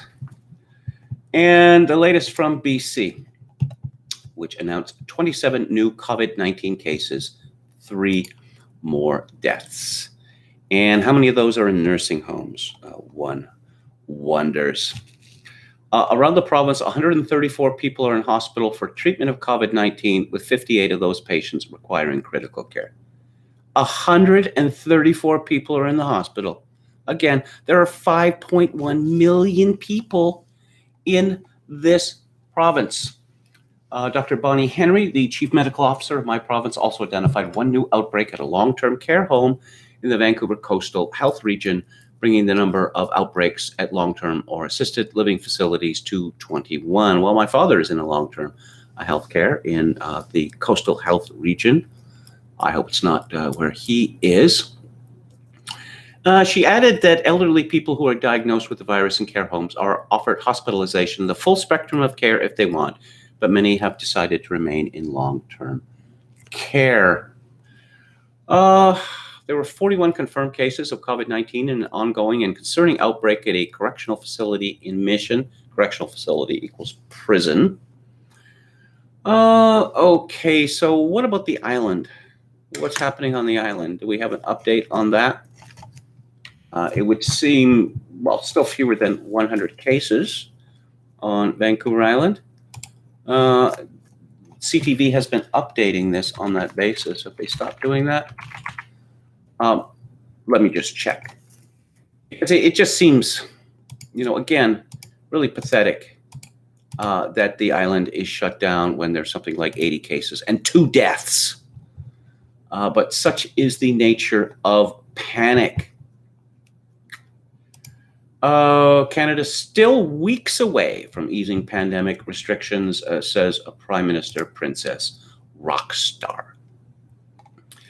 Let's see whether there is, in fact, actually a Canada in, say, 2 months' time. And I'm not exaggerating. From the CBC, a Toronto care home resident says basic care needs are not being met amid the COVID-19 outbreak. Well, then I guess that would be similar to the horror stories that we're hearing from the province of Quebec.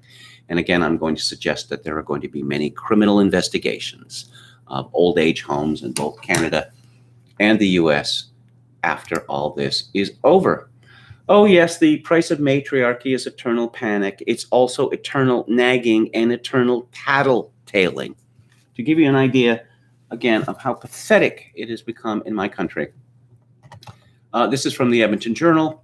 Both Prime Minister Justin Trudeau and Conservative leader Andrew Scheer fended off criticism Tuesday that they're asking Canadians to do more to stop the spread of COVID-19 than they're willing to do themselves. Both men defended family trips that appeared to flout the physical distancing measures they've spent weeks imploring people to uphold. Trudeau traveled from Ottawa into Quebec over the weekend to meet up with his family at their official country residence of Harrington Lake. Non-essential travel in Canada has been restricted for weeks, and Quebec authorities began earlier this month to implement provincial border checks. They've also asked people to stay away from their cottages. Trudeau's wife, Sophie Gregoire Trudeau, and their 3 children had gone to Harrington Lake in late March when she recovered from COVID-19 and their isolation period ended. Trudeau stayed behind in Ottawa. Yes, he isolated for 2 weeks, then he isolated for more than 2 weeks. No hurry to get back to the wife and kiddies. Trudeau dodged questions on how his trip could be considered in keeping with those measures. We continue to follow all the instructions of public health authorities. Speaking to reporters, Conservative leader Andrew Scheer said passengers aboard the 9-seat Challenger jet, which was taking Scheer and 2 other MPs back to Ottawa for the spring parliamentary session, took every precaution to limit the potential spread of the COVID-19 virus, including avoiding speaking moistly on each other. That's a reference to a malapropism by Prime Minister Trudeau last week, which went viral, no pun intended. The Conservative leader pushed back against criticism that he and his family put the small jet at full capacity, making social distancing impossible for other passengers. The idea that we were packed one on top of each other is just ridiculous, Scheer said. We kept our distance, we kept to ourselves. Scheer took his wife Jill and his 5 children aboard the plane. It first picked up Green Party MP Elizabeth May and Employment Minister Carla Qualtrough in British Columbia before collecting Scheer in Regina along with his wife and children, which brought the plane to full capacity. The media has now been, the media has been reduced to a pack of rabid dogs, baying for a blood sacrifice to bring down Donald Trump. That's one aspect. Another aspect is, remember that girl in grade school or elementary school, as we call it in Canada? Yeah, he did something you're not supposed to, teacher. Teacher, you see what he's doing there? Teacher, I saw something in the halls I think you should know about. Yeah, that's what the media has become. Bunch of girlish tattletales. Facing criticism, PM Trudeau and Scheer defend family travel decisions. This is such a revolting story. Document reveals, this is from the Toronto Star, document reveals why Canada sent protective equipment to China as COVID-19 threat was growing. Canada's health minister gave the approval to donating personal protective equipment from the National Emergency Stockpile that was on the verge of expiry to China, a newly released email shows.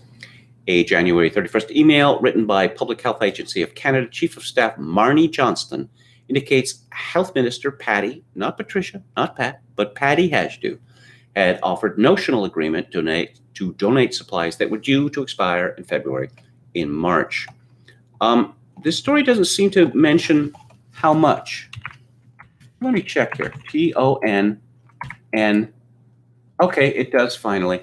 But it's way down the story. It's not clear from the documents whether the final donation of 16 tons, a ton is a metric ton, roughly 2,200 pounds. So 16 tons of personal protective equipment did indeed contain items that were about to pass their best before date. They were clearly in play, and time was of the essence. There's no possible excuse for this, except that the Canadian government has been suborned by the People's Republic of China.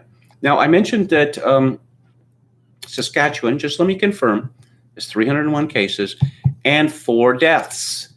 So could the Premier of Saskatchewan be the brave political leader who is about to become a savior by ending the sanitary dictatorship? Canadian press reports Saskatchewan Premier Scott Moe says the government may soon release a plan on reopening the economy if COVID-19 case numbers remain low. Moe said residents can't become complacent, but the current infection rate seems to be flat and the government can start thinking about what reopening parts of the province will look like. There's no magic switch that we can flip that sends everything back to normal overnight. Well, there is, isn't there? Can't he say schools are open? There's no restrictions on businesses. There's no restrictions on travel. There's no restrictions on sporting events. That's a magic switch, isn't it? Or just saying everything that we have instituted, all the policies that we've instituted, they're over now because we have 301 cases and 4 deaths. And this is ridiculous. So I would oppose that Moe, he will not be the magic man. The government would need to see case numbers remain steady over a number of days. Yeah, the number went from 300 to 301. That's pretty steady. We are only one outbreak away from interrupting those numbers. Saskatchewan's chief medical health officer, Dr. Saqib Shahab, said the volume of new cases from international travel in the province has decreased. Yeah, okay. Apparently you can have, or, as I mentioned, Vancouver Island, where there are 2 deaths and like 80 cases, shut down. We are an island. Perhaps that could be an experiment.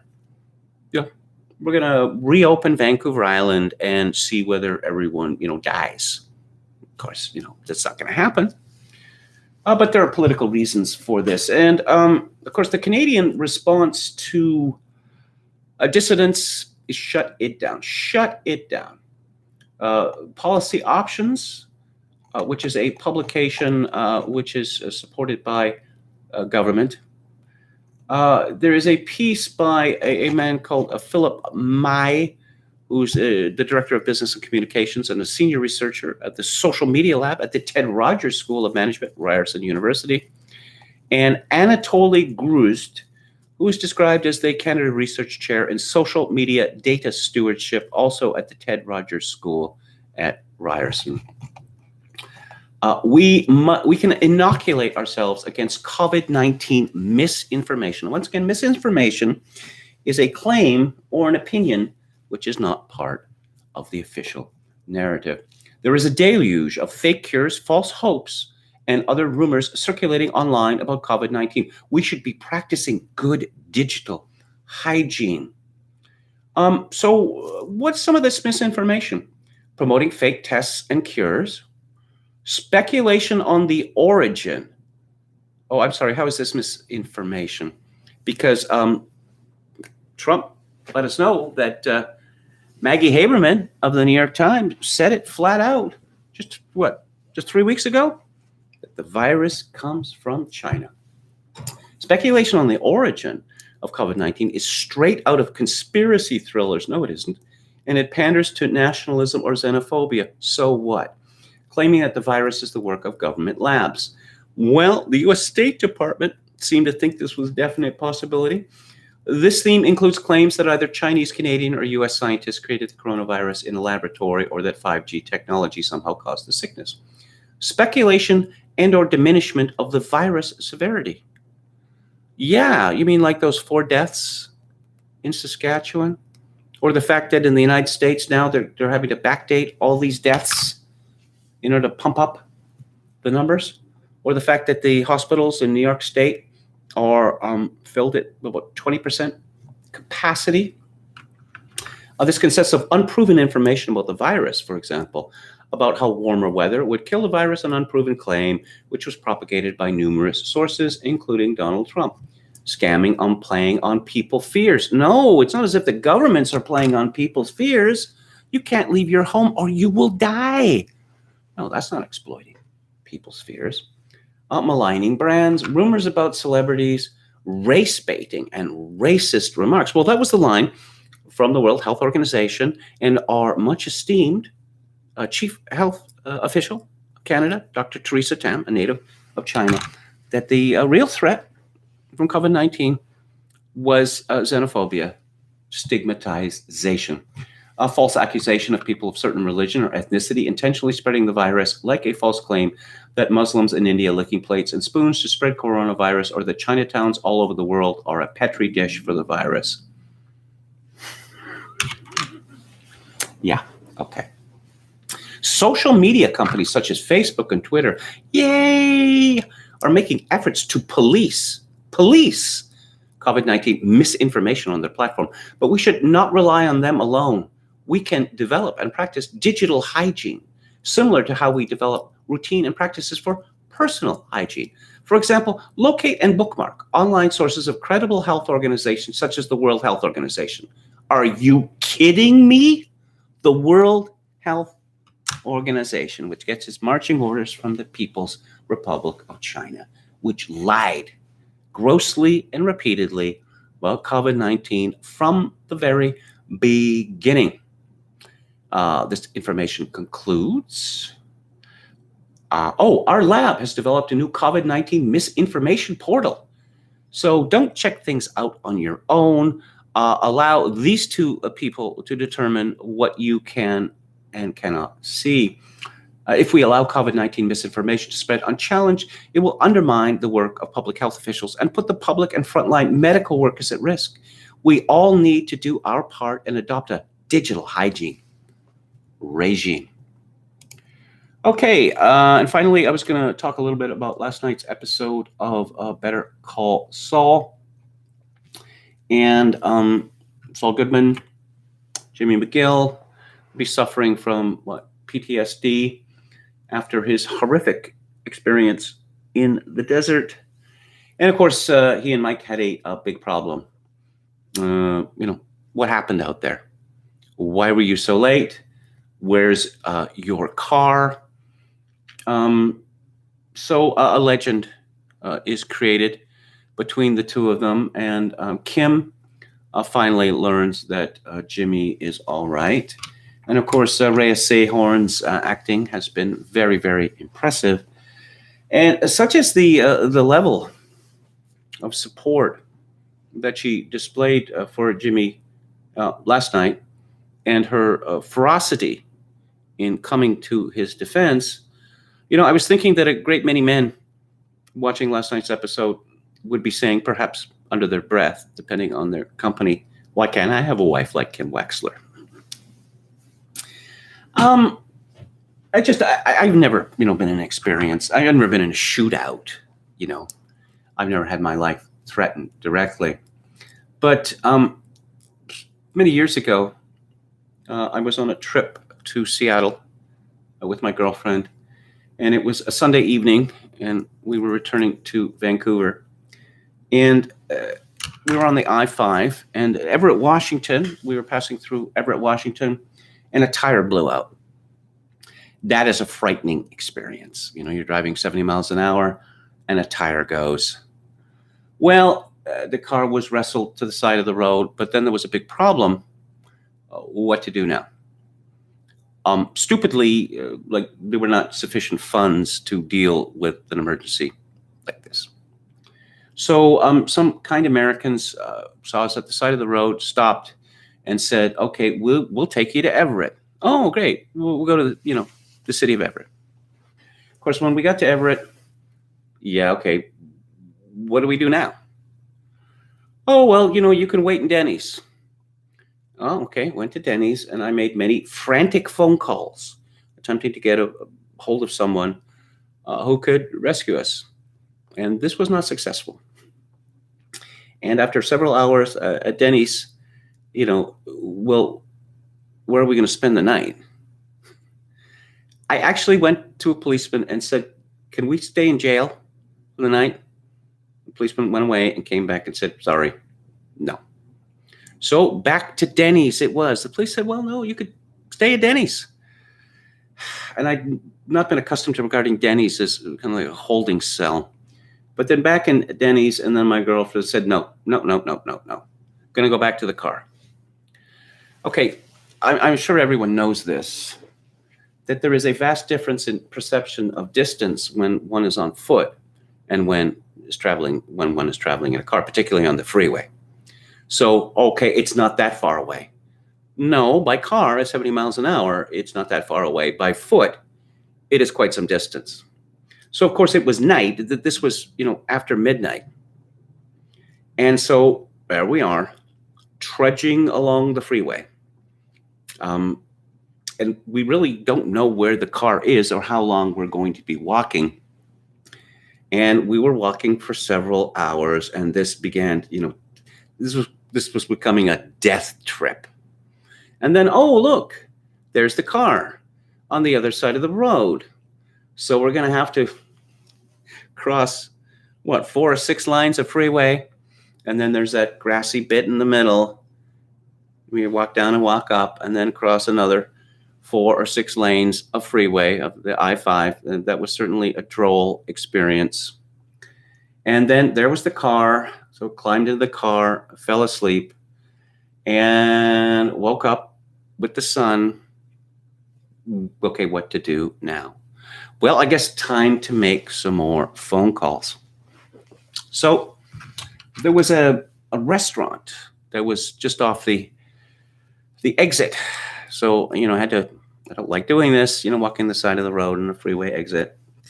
But found the restaurant, and I had enough money to buy some breakfast and play video games while I was making phone calls.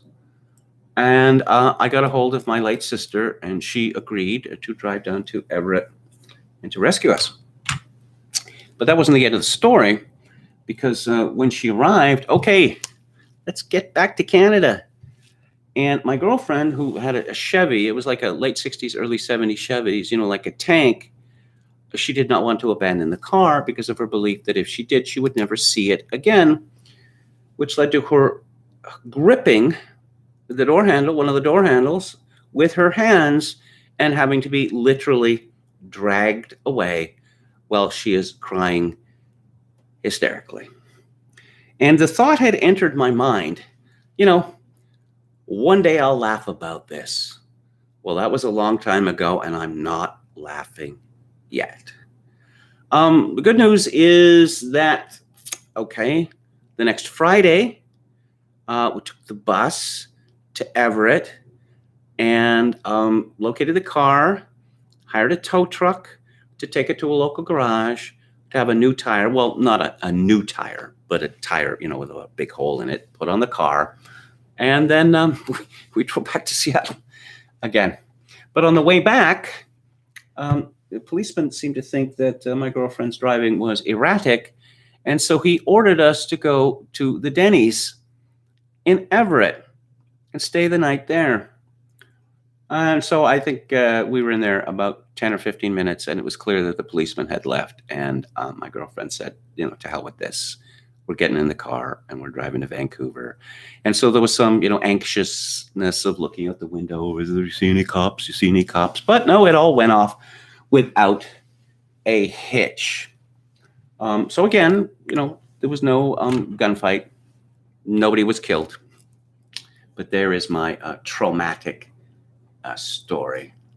Tony Dalton, the actor who plays Lalo Salamanca, he continues to impress.